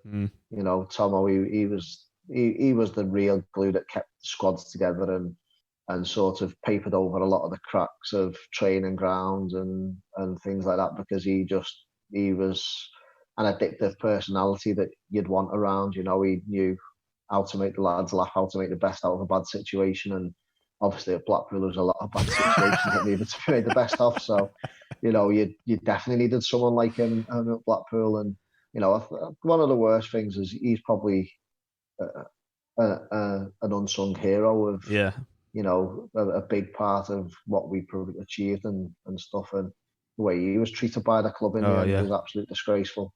What happened with Tomo in the end? Well, he went down with Vince and stuff, didn't he? When he got rid of Vince and that, he was apparently something was said that he was meant to have said, which he never, about the Oystons and stuff and things like that. And he just got rid of him on the back of a rumour. Yeah. When he got rid of Vince and Alex Ray, obviously Tomo missed the Blackpool, but they got rid of him as well. He's doing all right at Preston now, isn't he? So. He's quality. Yeah, he's someone that you want around. Yeah. So we won with his first game in charge, didn't we? Well, there was obviously a derby. You couldn't really say he was in charge of that one. We went to Sheffield Wednesday. It was a midweek night. I went to this, and we won 2-0. We didn't play particularly well, and I remember walking out from the stadium, and a Sheffield Wednesday fan just got chatting to him, and he said, He said, God, blimey, that Ince's a good player, isn't he? I said, well, he didn't actually play that well that night. Yeah, yeah. So he was really impressed with Ince, and he had one of his poorer games. And yeah, it was a weird game. Yeah, it was. I think what Tomo had done in training on the Thursday and the Friday was, I think he just tried. He knew that it didn't matter what we'd done tactical wise. He just needed to get us right mentally and in a better frame of mind, a bit more enjoyment, and that's all we did. He just got us a good few days training that we enjoyed, and then we went on, and it sometimes that's what you need. You don't need to be given a load of information. You just need to have a little bit of a feel good factor about you, and that's what he brought that week. So we drew. If you look at the scores, we've drawn 4 consecutive games. Yeah, well, Appleton was appointed the day after the Sheff Wednesday game, wasn't he? The 7th or the 8th it was. He was appointed. So do you not think it was a shame that Tomo never got given the job? And did he? I think he applied for it, didn't he? He did apply for it, and I think a lot of the players would have, because as you say, we would have ran through brick walls for him as well. Wonder why they never gave him the job then. Whether because he was too pally, he was always on. He was pally with the players, or what, you don't know. But obviously, you can take that as an advantage. When I was playing manager at Bangor, I was pally with a lot of the players. I was pally with the majority of players because I was playing with them. But I had the respect of obviously what I'd done, what I'd done for them. That no matter what, even though I was friends with them, I was a manager. So what I said goes. And I think he would have had the same.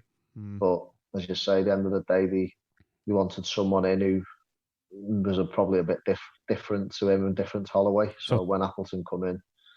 Tell us a bit about Michael Appleton then. What did you think of the appointment? What was the style of football and what was it like playing under him?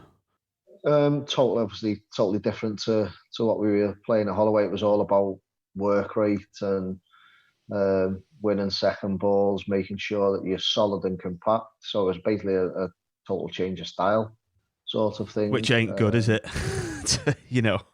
Changing the style mid-season. Yeah, not halfway through the season. And he obviously brought in Ashley Westwood, who sort of came in above Tomo. Tom was still around, but was sort of cast aside a little bit. Was he?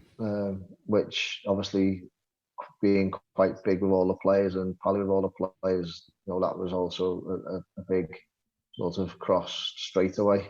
So he was onto a bit of a hiding to nothing by the sounds of it, Michael Appleton. Yeah, well, obviously coming in, it's a bit like Ferguson, with what Holloway had done for Blackpool. The person who come in afterwards, you're gonna have to be somewhat special to get the fans on side and stuff. But I think just as persona, he come in. He's quite it's funny. I'd say he's quite an insecure person because he was always asking what people were talking about, or wanting to know everything that was going on, whether it didn't matter whether it was about him or whatever or not. So that was the sort of feeling we got, and I think maybe him coming in and knowing the respect we all had for Ollie, and we'd run through brick walls for him. He tried to do it a little bit different and sort of change a few little things which didn't quite work out. It certainly didn't. So if you look at the chart, so listeners, we're looking through all our results this season. If we've won, there's a green. If you lose, there's red, and if we've drawn, it's yellow, and there's a hell of a lot of red, isn't there, guys? Over the next sort of 10 games, all the way down to mid-Feb, losing regularly, just a couple of wins in the middle. So it's quite an unhappy time, I'd imagine, playing it. Yeah, I'm just seeing when on the 11th of January, Appleton quit. So what was the results like? So he didn't last long, did he? He went from the frying pan into the fire. Yeah. During Blackburn. Yeah. And I remember, what game was it? Did we have a cup game in between before he left? Was that the last game before he left? So we got Fulham 1-1 in the cup. Fulham 1-1, and lost I remember in training I'd been had a little tweak in my hamstring on the Thursday before the game, the Fulham game, and Phil Owner went in and he was like, "You're not going to be able to play the weekend." So I was like, "Right, okay." FA Cup, no, it's not. I'd rather be fit for the league games and stuff. So yeah, we'll miss it. And he's come storming in and started sort of pointing a finger at me. What's happening? Who, Like, Phil Horner? just got a little no Appleton. All right. Said, well, Phil was like, he's got a little strain in his hamstring. If it was Holloway, you'd play, wouldn't you? I was like, no, sort of got a little strain in my hamstring. You've been tapped up. Who's been? We've had calls for people wanting to sign you. Who spoke to you? And I was like, what are you on about? He's like, He sounds paranoid. It's not right. Oh, he was saying what you've said earlier. Insecure. Yeah. It was a weird one, and he's gone out, and then, as you say, the worst thing, obviously, he said that to me on the Friday, and then on the Sunday he quit. That he'd been tapped up, and the irony. Yeah, it was obviously the irony of that, and then so that was then. What happened after that then? Who was manager then? Who was manager after he went? Paul Ince coming. Yeah, sitting in the stands 1 minute, watching his son. Next minute, do you want to be manager? Go on then. Well, obviously that was, as I say, that's one of the reasons why I think he obviously took the job, was to get Tom a move, and I think it was the Cardiff game, the Charlton game after the Fulham game. It was a game, and I remember he was sat in the stands. We were told the morning he was getting a job. He was sat in the stands, and at half time we were getting beat. We were drawing 1-1. It was drawing 1-1, and he hadn't been appointed manager yet. And he came into the changing room and started, doing a team talk, and we were like, yeah, what's going on here? Did he have his governor boots on? He was obviously, he was there, and then we got beat 2-1 after the game. And I remember after the game he come in as well, and I was in the shower, getting a shower and stuff, and he was like, he said, listen, I need you till the end of the season, so the offer that's come in, I've told Carl that I want it refused. So after the game, come in the shower, and he's gone, you're going to be a big player for me and that, and I've told Carl to reject the offer for you and things like that. And I was like, what are you on about? He said, Hull have come in. Is this before he's manager? Yeah, this was before he was manager. So he was like, Hull have come in, and I've told Carl to reject the offer for you. And I was like, I've not been told this. He was like, oh, right. So anyway, what had happened? Hull had put an offer in to take me on loan to the end of the season, and then they'd offered me basically a 2.5-year deal.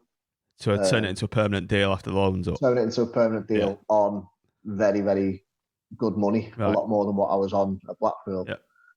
So anyway, I think they offered, it was something, I was 30, what was I, 31. They'd offered, it was something like 250 grand as a loan fee, and then 250 grand if they went up, and they were second in the league or something. So you're going to jump at that, aren't you? So, and you'd think I had 4 months left of my contract. I was like, in the end, I said to Carl, listen, that's it. You've got to be happy with that. And he was like, no, I want £1 million.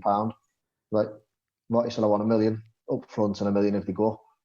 And I was like, Carl, you're playing with my life here. This is, I'm 31. Unless you're going to give me a new contract and stuff, for me and my family, I've got to take it. And he was like, no, I want this. So in the end, Hull ended up signing George Boyd, got promoted to the Prem. And then obviously Carl offered me in the end, a 65% pay cut after refusing all that and stuff. So, there was a lot of... my God. Yeah, but unlike if it weren't for Paul Ince, I wouldn't have known. So, yeah. How the hell did he know? Well, obviously when he had the interview, he's had his interview. When he's obviously been with Carl must have said, we've had an offer from Hull to take Fletch. Do you want to... It must have been just after the January 2, must have been sometime in February, because they could still loan players or something. But so Carl was just digging his heels in and trying to get a fee for you, a transfer fee? Yeah, trying to get more. Like as I say, I had three months left in my contract. Had Hull actually offered anything for you as a plot? Yeah, they offered me 250. No, I mean, sorry, Hull offered Blackpool anything? Yeah, they offered Blackpool. I think it was 200 or 250. Which is fair enough for a player with 3 months left on the contract, isn't it? It's a reasonable offer. If they went up, but he was like, "No, you're more valuable to us till the end of the season than that." Yeah, but we weren't going to win. We weren't going to go up anyway, were we? No, I think we were 13th or something at the time, or something like that. So I think he was concerned about going down. Right. But as I say, it was just one of them, and then. So that could have really sorted you out, couldn't it? That. Yeah, it would have been totally. Obviously, it would have been the most money I've been on in my whole career at 31. So what a shit house. It was a big thing, but I would say the one thing was Paul Ince, because he was saying to me, "Listen, just stay, and I'll make sure you sort it out at the end of the season, and you'll get your contract sorted and all that." And then we know what happened there. Lo and behold, yeah, he was with Carl on trying to get us for less or get rid of us. I remember a tweet you put out around that time saying, "I'm just smashing some balls down at the driving range, and I imagine someone's face is on my driver." Yeah, Can you think who it is? That was the day that he offered us the second one, which was less than the first, because he thought we were desperate and not going to get another club. So he's dropped you 65%. You've not accepted, and he's dropped it even more. No, he offered us a 50% pay cut, and then 2 weeks later, we got this was a text message. First one was by email, and then 2 weeks later, me and Cranes both had the same text, seeing obviously you've not signed for anyone yet. This is our new offer, and then another text come through with even less than what the first one was, with less appearance and stuff. Let me know your thoughts. And I remember Craney ringing me, and he was like, "Can you believe? Has he missed something off that, like a one or something? You know, another zero off that or something?" You're like, "Don't know." And we both sent him exactly the same. We sent him exactly the same message back. Did it end in off? Thanks, but no. Basically, so see you later. What a way to treat two key players in the rise of Blackpool FC. Eh? Unreal. Yeah, but it was the same with Evo as well, because Evo had been injured for quite a bit of that season, and he played on through injury at the beginning of the season. He played on through injury, and it turned into a microfracture, and they didn't even offer him a contract. They just absolutely released him. So it was. God, I remember that. Yeah, there was that's the end of that season was when I think Gillo ended up staying. Gillo was the last man standing, wasn't he? He was the last man, yeah. So Keith had gone at the beginning of that season. Brett had gone at the beginning of that season. Me, Craney, I think Baptiste was the same. Baps left because they offered him a pay cut when he was getting offered all sorts of money from everyone else. Erds was the same. I think Erds left that year. Obviously, Vaughan had already gone. So it was basically, as you say, there was only Gillo left. And it was all down to Paul Ince and Carl Loyston that they thought, well, these players are 31, they're not going to be good enough this year and we can get better. But lo and behold, as you say, I went on, got promoted to the Premier League that year. Cranes won the FA Cup in playing for the Premier League team. Baps went to Bolton and, had a really good season. Erds went to Birmingham, did he? Was he at Birmingham? Yeah, Erds went to Birmingham, yeah. So we all went to probably bigger and better things, and at that time better than what Blackpool went on to. The Blackpool team was absolutely garbage the following year. Let's just see this season. You remember the following year? You were actually top, because when I made my debut against Leicester. Oh yeah, we'd won 5 in a row, haven't we? Well, they won 5 in a row. Blackpool were top, we were 4th, and it finished 2-2. But then I don't think Blackpool won after that. No, did they, or something? Those 5 games we were just scabbing them as well, weren't we? 1-0. Yeah. I remember we played Watford at home. We beat them. I think it might have been 2-1 or 1-0. They destroyed us. They absolutely murdered us. And I was like, how have we won that? So yeah, it was just scabbed games. But so they went from winning 5 on the run to not winning for something like 17 or something, wasn't it? And only just staying up that year. Released by that as Avo said, a boss-eyed joke of a manager. I never forget that tweet. Yeah. It's pissed myself when he put that out. Bog-eyed. Yeah.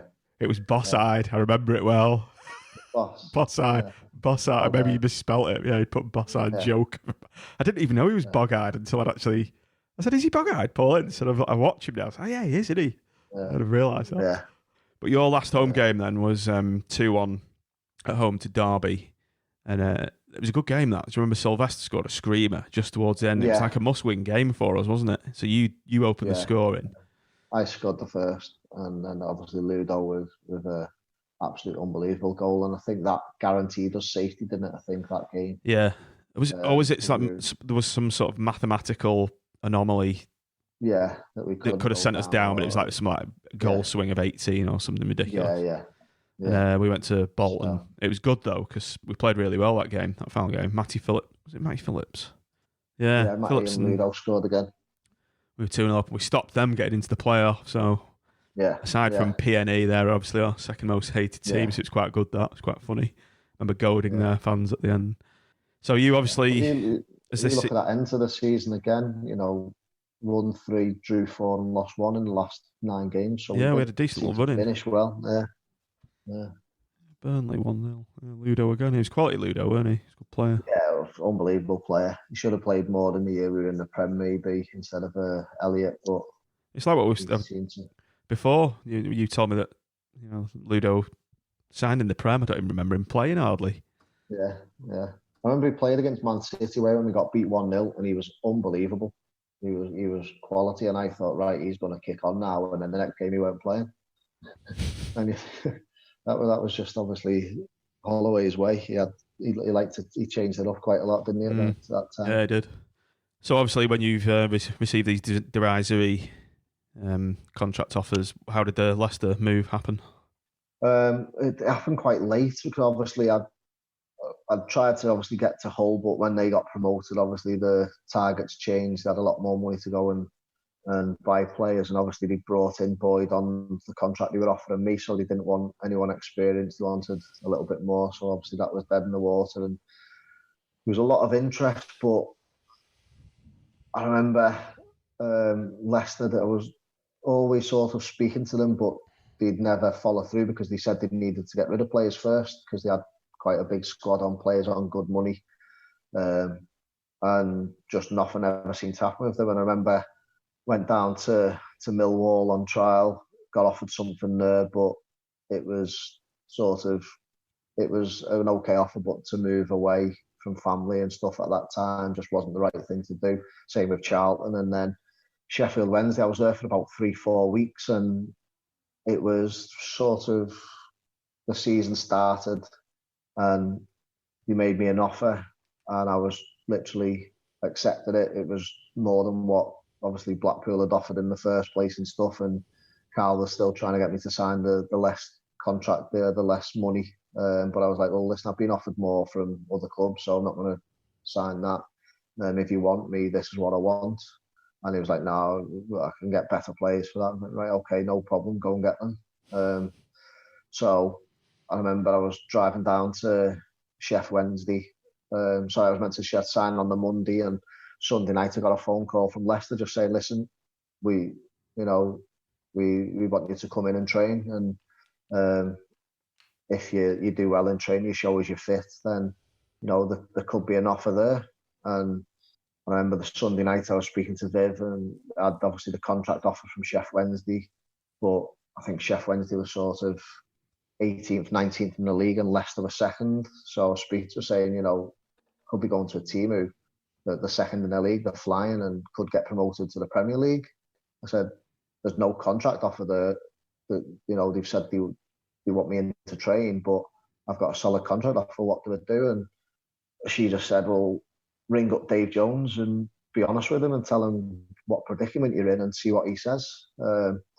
So I did. I rang him up, told him obviously what had happened with Leicester, and he was superb. He said, listen, he said, no matter what, I want you. He said, but he said, if you want to go to Leicester and train tomorrow, Tuesday, and then let me know what's happening Wednesday, he said, that's fine. He said, go and do that.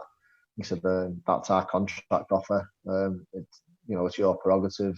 We've made you wait, so We don't mind waiting 2 days to see if you can do there. And so arranged, went down to Leicester the Monday morning, trained on Monday, and it couldn't have gone any better. I think I'd say I've scored 7 goals in one of the games, 11-side game that we played. And I remember walking off the pitch afterwards, and Pearson's got me in a headlock saying, "How aren't you playing for someone? How have you not been signed for someone?" He actually had you in a headlock. Yeah, like messing about. He looks quite hard though, doesn't he, Nigel Pearson? Yeah, mess with him. Yeah, so we went in, and he said he wanted to sign me, and this was my contract offer, but it was sort of less than what Blackpool had offered me. What? And I told him what Sheffield Wednesday had offered me, and he was like, "Right, okay, well, just give me a few days, and I'll be able to match that, if not better it." He said, "We were told this is what you'd signed for, but it was an agent had approached them saying that apparently I'd signed for this, which was, I'd never ever spoke to this agent before, but the agent was best mates with the chief executive and thought he could pull a fast one, and that was one of the reasons why they got me into training, because of this, because they thought they could get me for less. But right. I was again sticking to my guns because I knew I had this offer from Chef Wednesday. It's good to have that in your back pocket, I suppose.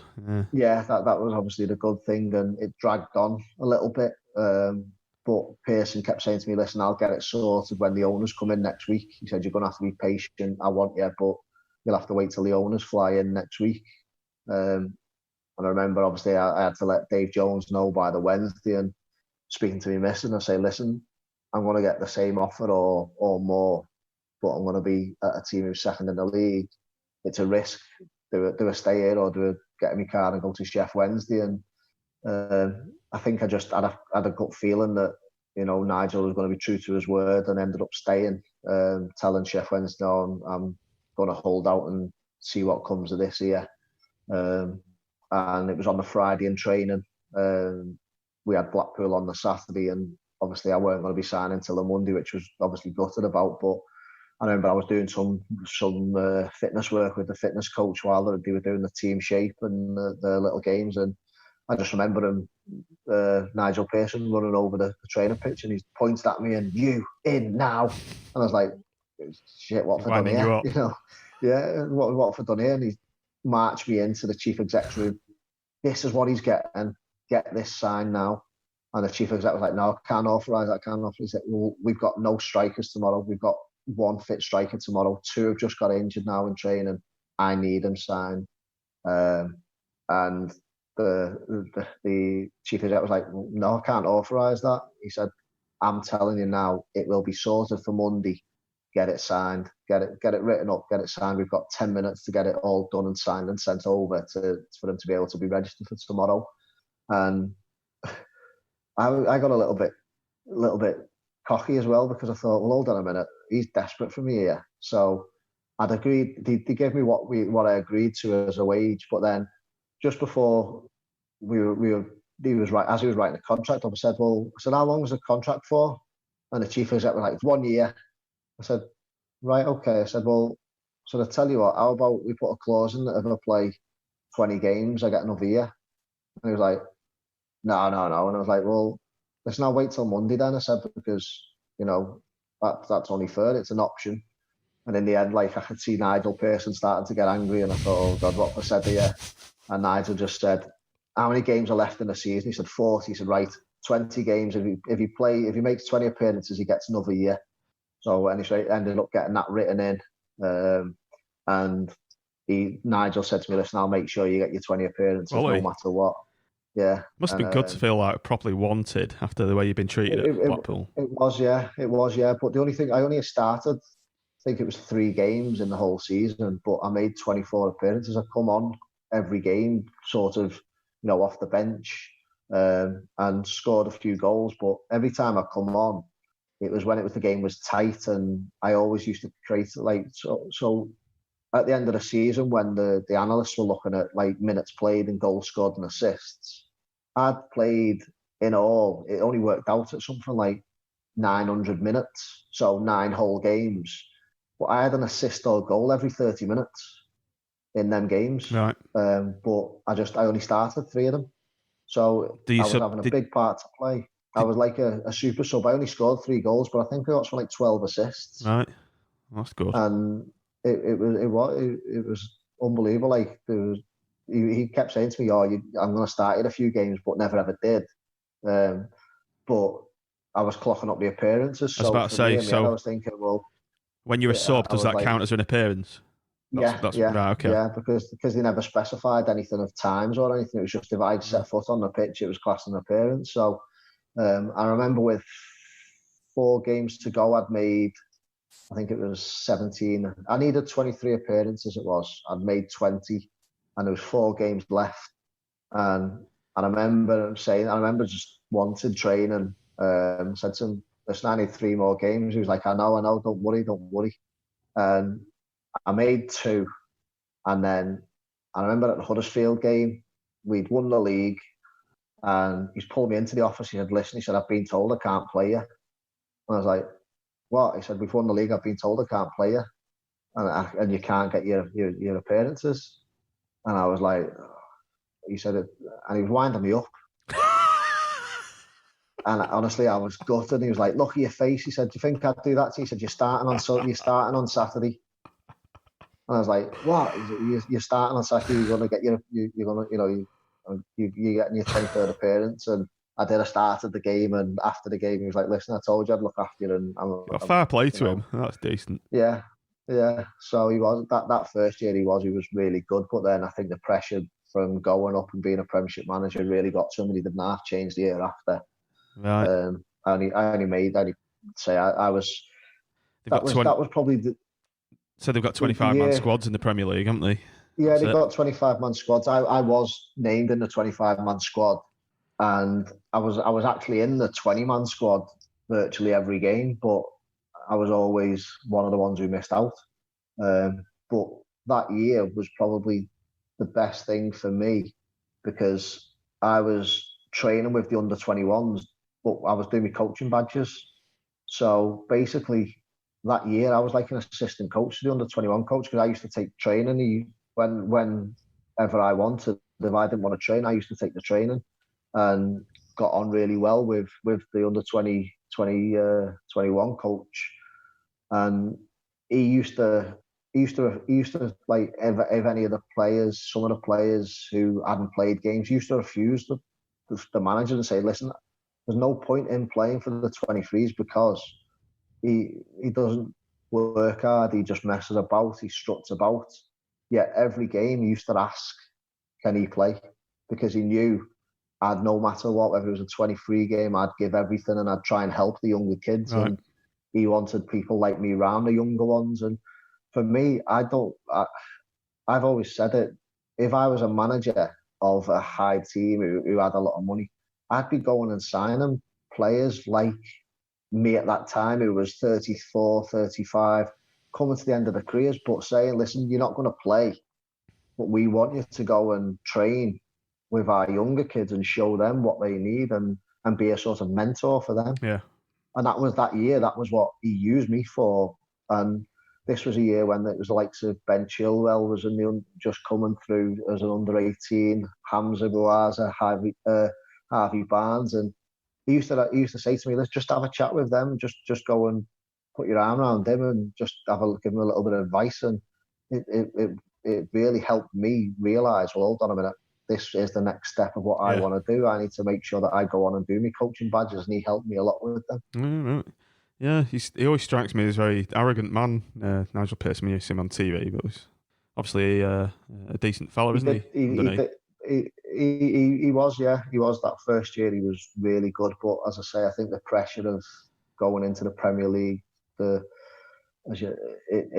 changed him a lot in that second year. And maybe he's really uptight. Yeah, pressure affects people in different ways, doesn't it? Yeah, towards the end of that season, I remember I'd done everything asked. I'd been and done all the travelling. I'd been out on loan to Millwall and come back and knew that I weren't going to get another year or anything there. And, and I remember I was playing in all the 23 games, doing really well. I was always training with the first team and probably one of the better trainers and stuff there, but just never involved and had a bit of a fallout with him towards the end of that year. And it sort of went sour, and I was told via Sky Sports News that I'd been released. So yeah, it's a step up from great. text at least. Yeah, wasn't great, but I was actually on holiday with one of the players, Richie Delat. We were on holiday with me, my missus, and him and his missus and kids and stuff. And he was like, he said, obviously, sorry to hear, what's happened at Leicester and stuff. And I was like, what are you on about? He said, have you not seen Sky Sports News? I was like, no. He said, have you not heard anything from the club? I was like, no, why? He said, oh. And he showed me, and it was 4 players being released, and I was one of them, and I hadn't had anything from the club, an email or a text or a phone call or anything. So yeah, it's a tough life being a footballer. People think it's all, goals, glory, money, and you get shat on regularly, don't you? Ruthless, cutthroat industries ever, and people only see the top end who are on mega money and stuff, but they don't see all the struggles other, like the lower leagues or other like players go through, the things that can happen in your career.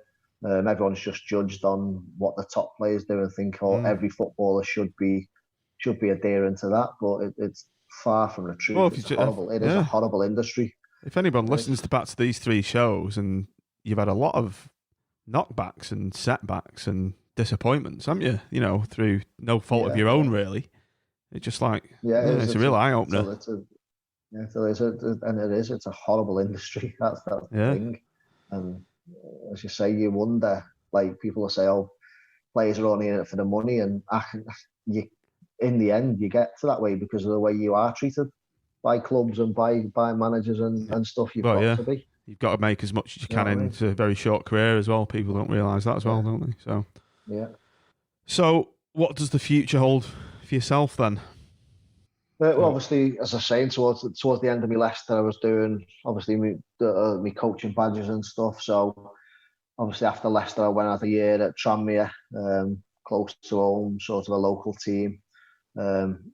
Started doing a little bit more coaching like an attacking coach there. Got back into the league with Aki, but my passion was sort of right. I want to take that next step. And just very quickly, do you remember Aki away when you played against us, didn't you, in that one game? Yeah. Obviously, that was the game where I think Blackpool fans sung my name for the whole 90 minutes. That's right. Yeah. How did that feel? It was unbelievable. And then when I come on, it was the biggest cheer. Biggest cheer of the day and stuff. And even when I was on, I remember all the Blackpool players looking at me thinking, who the hell is this that they're singing for? But because it was it was unbelievable. Yeah, it was a great feeling. And we didn't identify with any of those players at the time. No. They were like just a bunch of strangers, and no one cared for them. We didn't even know who they were. And I remember that game, you Accrington won 2-1. It was 2-1, wasn't it? Or was it? Yeah, I came on and set the 2 goals. That's right, yeah. 1-0 to Blackpool, I think. Yeah. And I come on and set the two Aki goals up. Yeah. I was telling my mate Nick, who he's one of the presenters on this show. I remember when we scored, we just looked at each other and shrugged our shoulders. We weren't bothered. Yeah. When Accrington equalised again, so what? When you scored the last minute winner.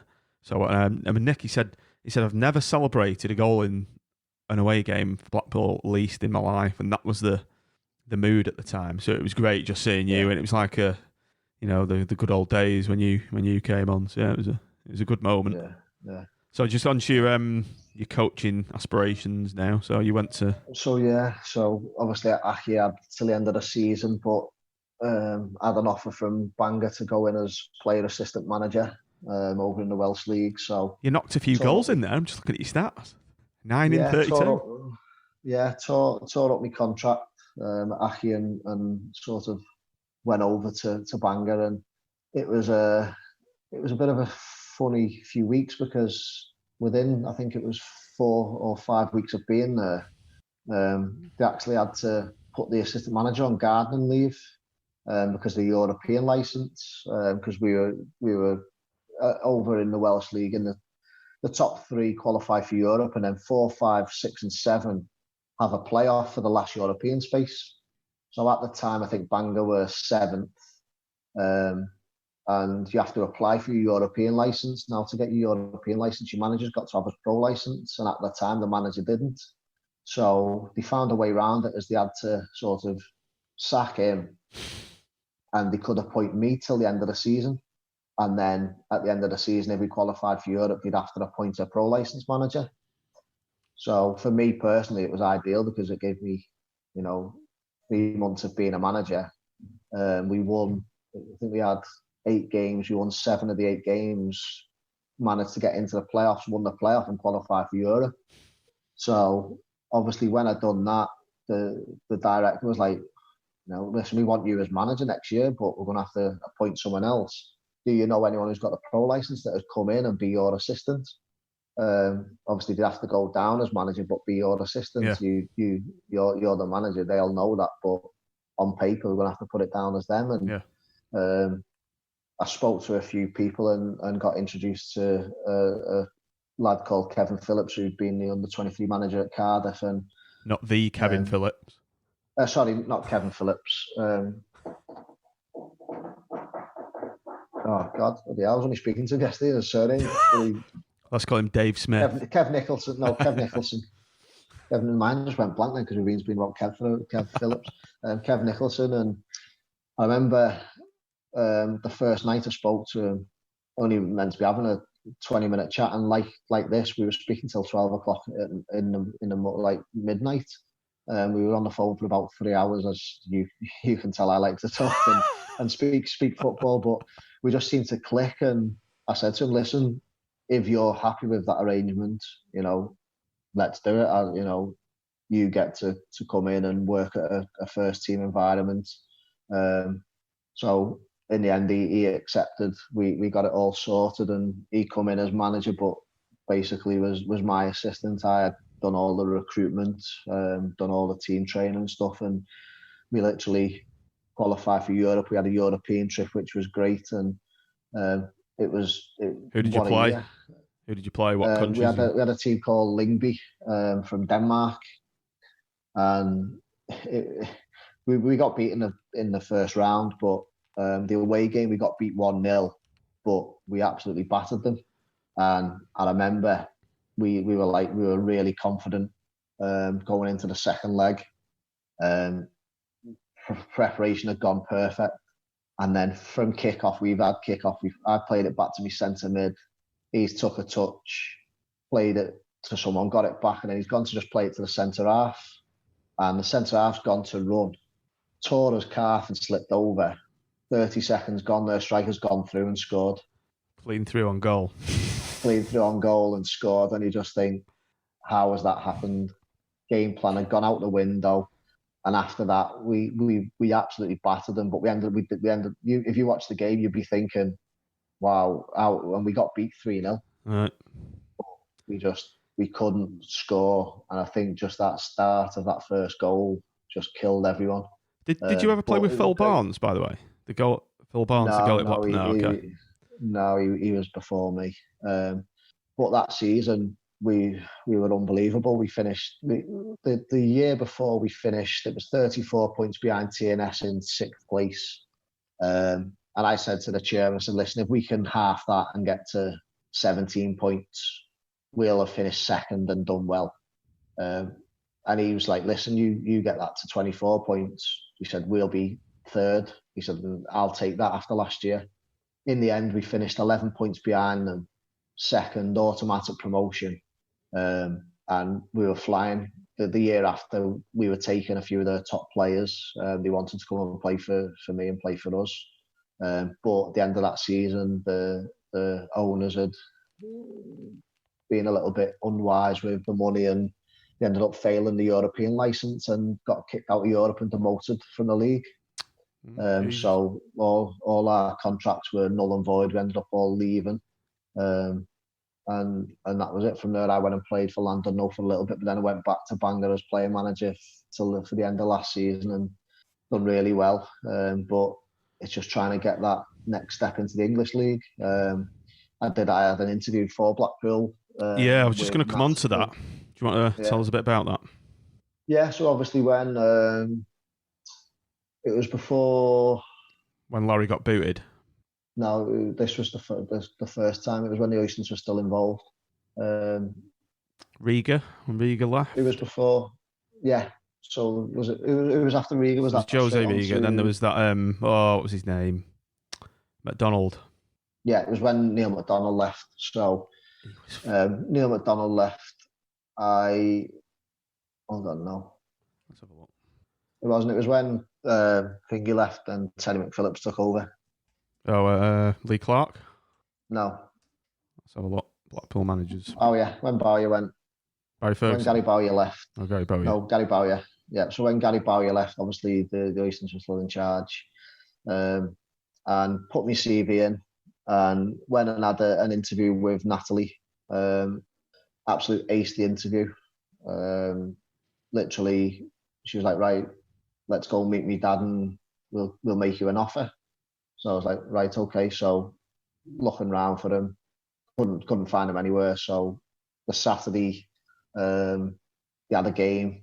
She said, "Come Saturday morning, we'll have a chat." And turned up speaking, and they wouldn't seem to get on to money. They were talking about the press and the fans and stuff and that. And basically he said, will you sort of put things out in the press for us?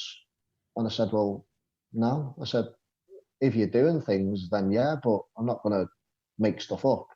I said, I'm here to be a football manager. I'm not here to be a puppet or a yes man. I said, I want to come and do the best for you as a manager for the club, not.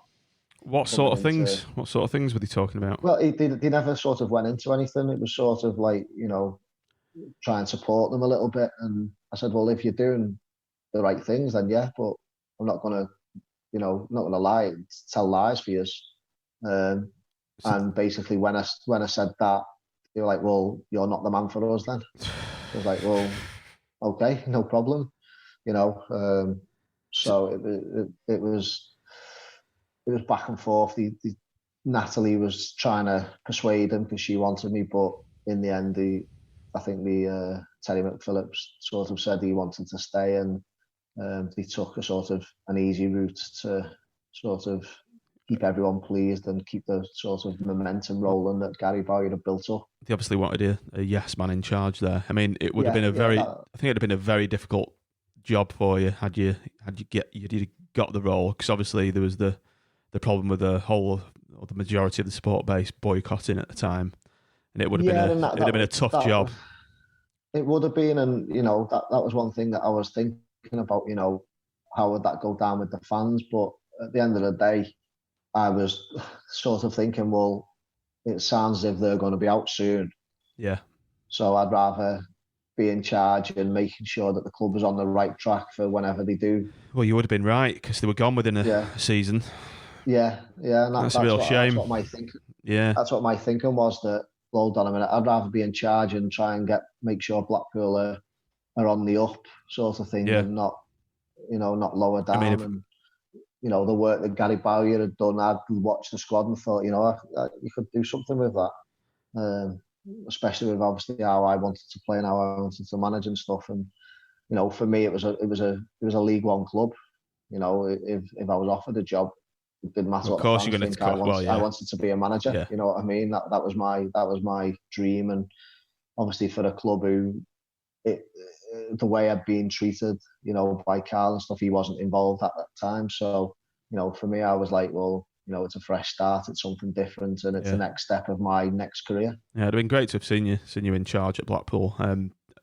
Before Neil Critchley was appointed, there was a big clamour, wasn't there, for the likes of yourself, Keith Southern, Evo, to be involved in managing the club. Unfortunately, nothing happened with either of you, did it? I think it'd have been a dream scenario for the fans to have, yourself, Evo, Keith, and Tomo involved in running. Yeah, well, as I said in my interview, if you could get me, Evo, and Keith as a management team in whatever way, Evo manager, me manager, Keith manager, with us backing up, you're covering every base, defence, midfield, attack, but you're getting three people who have got a great knowledge of the game and stuff, and they couldn't have got anything wrong with us. And listen, Neil Critchley, what an appointment, for the job he's done. Do you believe that? Yeah, do you really rate him? Yeah, do you know? I think he will. the one gripe, obviously, the fallout of mine and Brett's ambassador role being withdrawn, which hasn't really been. I was about to say, what happened there? I just heard the Mockers mentioning something like that. So what happened there exactly? Yeah, so at the start of the season, when the new owners took over, they needed obviously season ticket sales and stuff. The CEO, Claire Fitzsimmons, who was the commercial head of commercial and stuff, we had a really good meeting with her. She wanted me and Brett involved. We were arranging a end of year presentation match and stuff for the 10-year anniversary. We'd agreed a package for us to be in all the games at the home games, and then to arrange and promote and organise this 10-year anniversary game. That was our role, mine and Brett's role for the club at that time. Now, what we didn't know or didn't get told was that the deal we'd agreed with Claire hadn't been signed off by. Well, we were told it had been signed off, but when the director and the chief executive left and a new one come in, they told us that nothing had ever been agreed, not because we'd never got contracts, we'd never got anything signed. We just had faith in the club. You know, this is what was happening, this is what was going to happen. Yeah. And they said that they wouldn't pay us what was agreed, and we were owed money for the work we'd done. We didn't get paid. Are you still owed that? Well, we've been paid some, but we've been told we're not getting any more. And they withdrawn our ambassador roles. So, you know, it was at a time when, you know, there's a lot of animosity between the 2010 squad now and the club. The way right.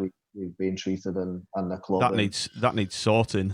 I think no one knows about this. I think they do now. No one knows about it. It's not being addressed. I was talking to them about a role within the academy and the sort of the development sort of under 23 squad. Yeah. I told them everything I'd done. Sent all my stuff to the CEO, who come back to me with, right, let's get a role sorted for you and let's talk. And then a few days later, David Dunn was appointed in the role that I thought I was getting. So, and he's overseeing a big clusterfuck under Grayson as well, hasn't he? So he's still there, I think. Yeah, well, listen, it's one of them. It might have been, I don't know what the thing, what any of it was, but we had planned to do our own 2010. As the lads for the fans and stuff. I've seen that the club have said that they're going to do something and want the players there, but at this time, there's a lot of animosity. Yeah, I bet there is. What happened with me and Brett, and the way people have been treated. Well, that's out there now, so I think things might happen if certain people get to know about this. That's really bad. Well, as far as I know, everyone. There's don't know what they've been telling people, because me and Brett were there every game. Yeah, I remember seeing you there. Till November, and then once the new CEO and board came in, you know, it's one of them. This coming out might stop me from ever getting a job at Blackpool again, but you got nothing to lose by the sounds of it. Oh yeah. Right. Don't want to leave this on a really negative note, so we've just got a few fans' questions just to fire through before we turn in for yet another long night. It's 11 o'clock, well, time flies. Yeah. Right, guys, so we've got fans' questions. Mick Beardall, who's the best player you've ever played with in a Blackpool shirt? Wes Houlihan, wee magician, as I've said before, absolutely unbelievable. What a player. Me and him just clicked straight away on the pitch, off the pitch, unbelievable. Don't get me wrong, there's players like Charlie Adam and that who were top players. But for me, Wes Houlihan was the one. Yeah. With you there. Dan Hopwood, who did you most enjoy playing with during your time in Tangerine? Wes Houlihan again? Well, Wes, but the only thing was I did only have a year with him. He was only there for the 1 year, but was the best player. But the player who I most enjoyed playing with, obviously Keith Southern, really He was sort of the best mate in football. We used to drive in together, room together, and we shared some great times on the pitch, off the pitch, as players, as families, and the time that we spent on the pitch with him was unbelievable. Ray Gregson, do you think that if we'd have signed Sheikh Evan when Matt Gilks was injured, we would have survived in the Premier League? We've covered this, haven't we? It did cut up a little bit then, but I can get the gist of it. Obviously, Gillo, a fully fit Gillo would have been wonders for the defence's confidence, and we would have stayed up. But we've said that if we would have had a proper keeper, as you say, I've been looking back then. Gillo made 17 appearances that year. Kingston made 20.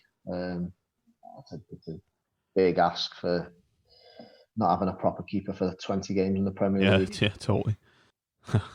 Tom Johnson, is it true that Ian Evatt stormed off the training pitch during Saladin Sabai's first session following his signing? We've covered this, haven't we? Yeah, covered it. It wasn't. It was you. It was me. Yeah. Alan Duckworth. What is he doing on the? What are we doing on the same pitch as him? What was Evo's views of him? He was just laughing. Well, felt the same. Yeah, felt the same. Yeah. Alan Duckworth. What's the strangest story you can tell us about the Oystons? There's an open-ended question. This. Oof. Do you want to think about it and come back to it? I bet there's many. There's many. Yeah, obviously. Whenever we used to have a night out, we always used to make sure that Owen was invited on a team night out, so then at least we'd get some money back when we'd get him to pay for the drinks and stuff and that. We'd always make sure that we told him what nightclub we were going to end up in, so then we could get his credit card behind the bar. And as you say, that was one way that we used to make sure we used to get something back from them. We need to watch what we say here, really, don't we? Yeah. Marcus Mackay, you will forever be the first man to score for Blackpool in the Premier League. How does that feel? Going down in the annals of time. First and last, actually. Yeah, unbelievable and unfortunate to say at the moment. You don't know when the next one will be, whether I will be the last ever. You don't know, do you? Yeah. So hopefully not that there will be many more after me, but as you say, to score the first and last goal, obviously the playoff final, and the playoffs, unbelievable memories, and one that no one will ever take away from me. Favourite takeaway, curry or Chinese? Chinese all day. Every Saturday after the game, no matter what, you've run around for 90 minutes and stuff. Always Chinese, same thing every Saturday. What do you have specifically? Meal. Salt and pepper chicken noodle box, salt and pepper chicken, egg fried rice, and curry sauce with some spring rolls. Yeah. Ian Holloway wouldn't approve of that, would he? It's one of them, whatever makes you feel good. What's your best moment of your time at Blackpool? Obviously the playoff final, scoring at Liverpool, but I think just being around the squad and the fans that year of the Premier League, of the year we went up on the Premier League, that time, them 2 years, unbelievable memories, which, as again, doesn't matter what happened after or what, there'll always be that bond forever there. Mike, didn't give his surname, said, I'd be interested to know what he thinks about what it would have taken to keep us up in the Prem and which players he thought we should have targeted when we need it. And that's a bit of a meaty question, this, isn't it? Yeah, it's one of them. The main thing, as everyone knows, was goalkeeper. I believe that if we had a Gillo in goal, or we should have got someone in January, but no matter what other players came in at that time, we would have stayed up if we had a solid goalkeeper. It's a massive position. It's the one position where no matter what, you make a mistake, it's a goal. You can make a mistake outfield, whatever. It doesn't lead to a goal. You might miss a chance, but you're always in the game. But in a goalie, it's a lonely world out there for goalies. Robin Jones, when you were at Bangor City as assistant, would that team that finished second to TNS, in your opinion, would that team challenge TNS the following season? Did you understand that? I believe we would. Yeah, I believe we would have gone on and won the league that year. The year after, we were going to take a few players. We had a few players coming in who had lined up, and as you say, the gap we had the season before to what we finished that year, and you know, it was a very, very young team that year that we finished second, only 11 points behind them, and going on the year after, the players we were bringing in, we would have been a lot closer, if not above them. He must be a Bangor City fan, Robin Jones. Derek Yarwood, in the first televised game after relegation from the Prem away at Hull, what was the mood really like? Did the squad and Ollie believe we would do it again? We've spoken about that a little bit. It was a bit surreal that obviously coming down, you're losing them players. You want to start bright, and to get the victory over Hull was unbelievable for me personally. Obviously scoring against Man United, but going down and then scoring the first goal of the season again was unbelievable for me. But I think as a team, we needed to get that victory to sort of get the monkey of getting relegated off the back. Do you like wrestling? This isn't a question. Are you aware of wrestling? Yeah, we had me up watching WrestleMania the other night, yeah. Okay, you'll understand the question then. Woody says, who would win a Royal Rumble if all the playoff winning squad was entered, and what would your walkout music be? So, you know what a Royal Rumble is? It's all wrestlers in the ring at the same time, and they've all got to lob each other out, and last man standing wins. So with the playoff final squad, who'd win? The playoff final squad, the year we went up. Yeah. You got to be thinking Evo. He's a big teddy bear though. Is he? Big teddy bear. He's all big and mean, but he's a big cuddly teddy bear. Wouldn't like to mess with Cranes. Yeah, hard Scotsman. Cranes would be there. Gillo would be quite handy. So who's your money on then? That'd be a tough one. Yeah, I'd say Cranes or Keith. Cranes wins. Cranes or Keith. Cranes or Keith. And what would your walkout music be? It'd be Zombie Nation. GTF. When I was at Leicester, what was the song? Fire by Kasabian. No, what's that coming over? Is it a monster? Is it a monster? Yeah, that one. Yeah. That was Leicester used to sing. Who's that going to score? Lincoln, sorry. Who's that going to score the goal? It's Taylor-Fletcher. There you go. Yeah. That's your tune. So that one. Yeah. Matt Smith, what's the one change that we'd make to football, whether it be a rule change or how football is run? Obviously, with all the controversy this year with VAR, that would be an easy one to do. For me, I wouldn't mind seeing like a little bit of like instead of VAR or a VAR, but the manager got a challenge, so you get like 2 challenges a game or 1 challenge a game. Like in cricket? Wrong. Yeah, a bit like cricket, so something like that. So you've got VAR, but they decide if they want it looked at or not. Yeah, that'd be good. Something like that. Yeah.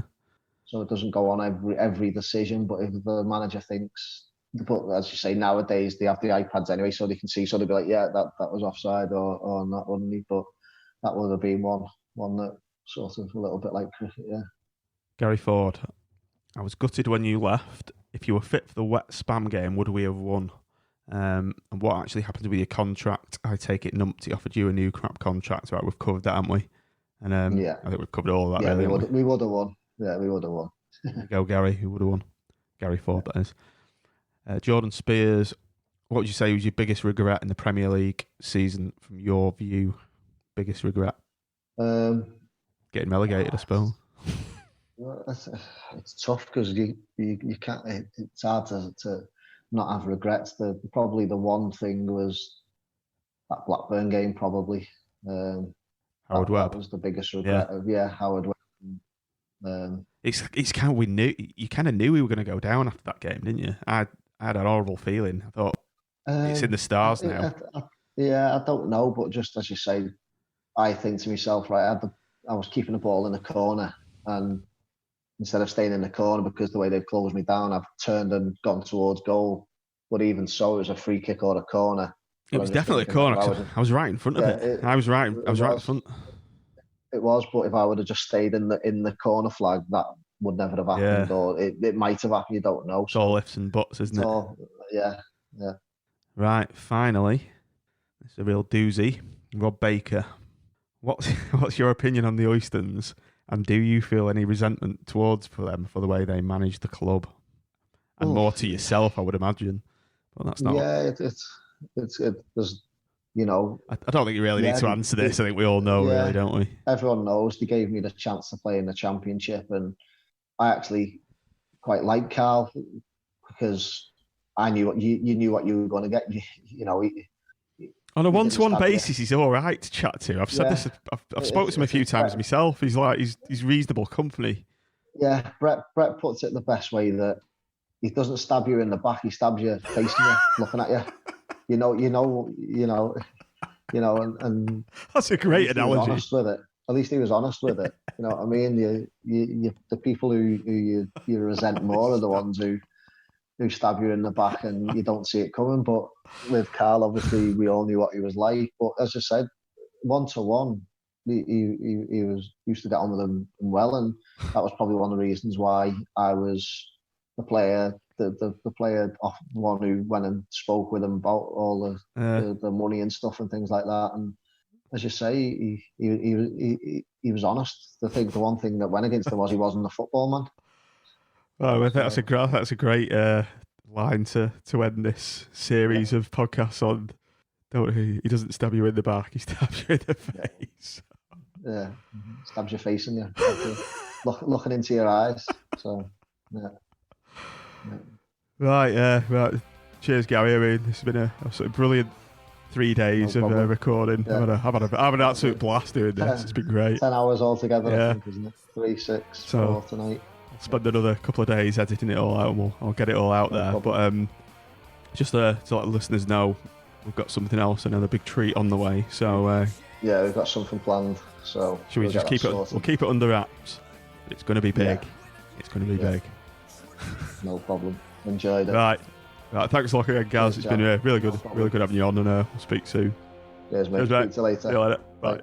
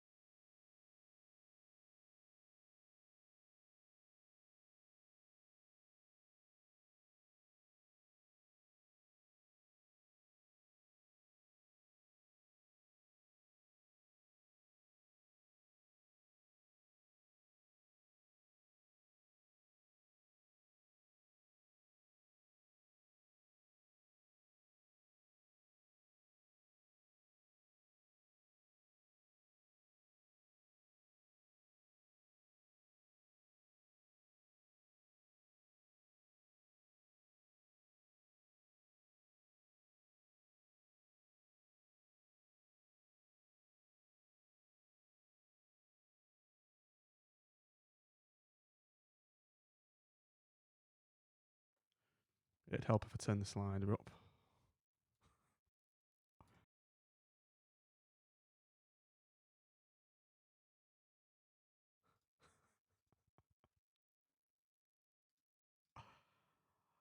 I know, Nick. We got all the way to the end without a fuck up. Got all the way to the end without a fuck up. There was one right at the end. Yeah, there's always one. as I was saying, yeah. So what we're going to be doing in the next show is Gaz is going to get Brett and Nash's on, and we're going to be reviewing every single Premier League game by game. I've got the goals on MP3, the old slider excuse.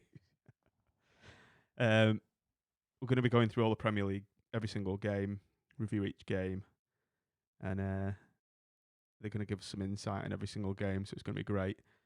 And if we can get the goals playing, so we're going to do it hopefully do it video, so the guys can talk us through every single goal, and we'll get some fans on there as well. So if anyone wants to come on, and we'll get like a big group chat going on, so it'll be really good. All right, evening all. Thanks a lot for coming. It's been a right good laugh. This. Stay safe, everybody. Don't get the virus, and hopefully see you soon. Over and out.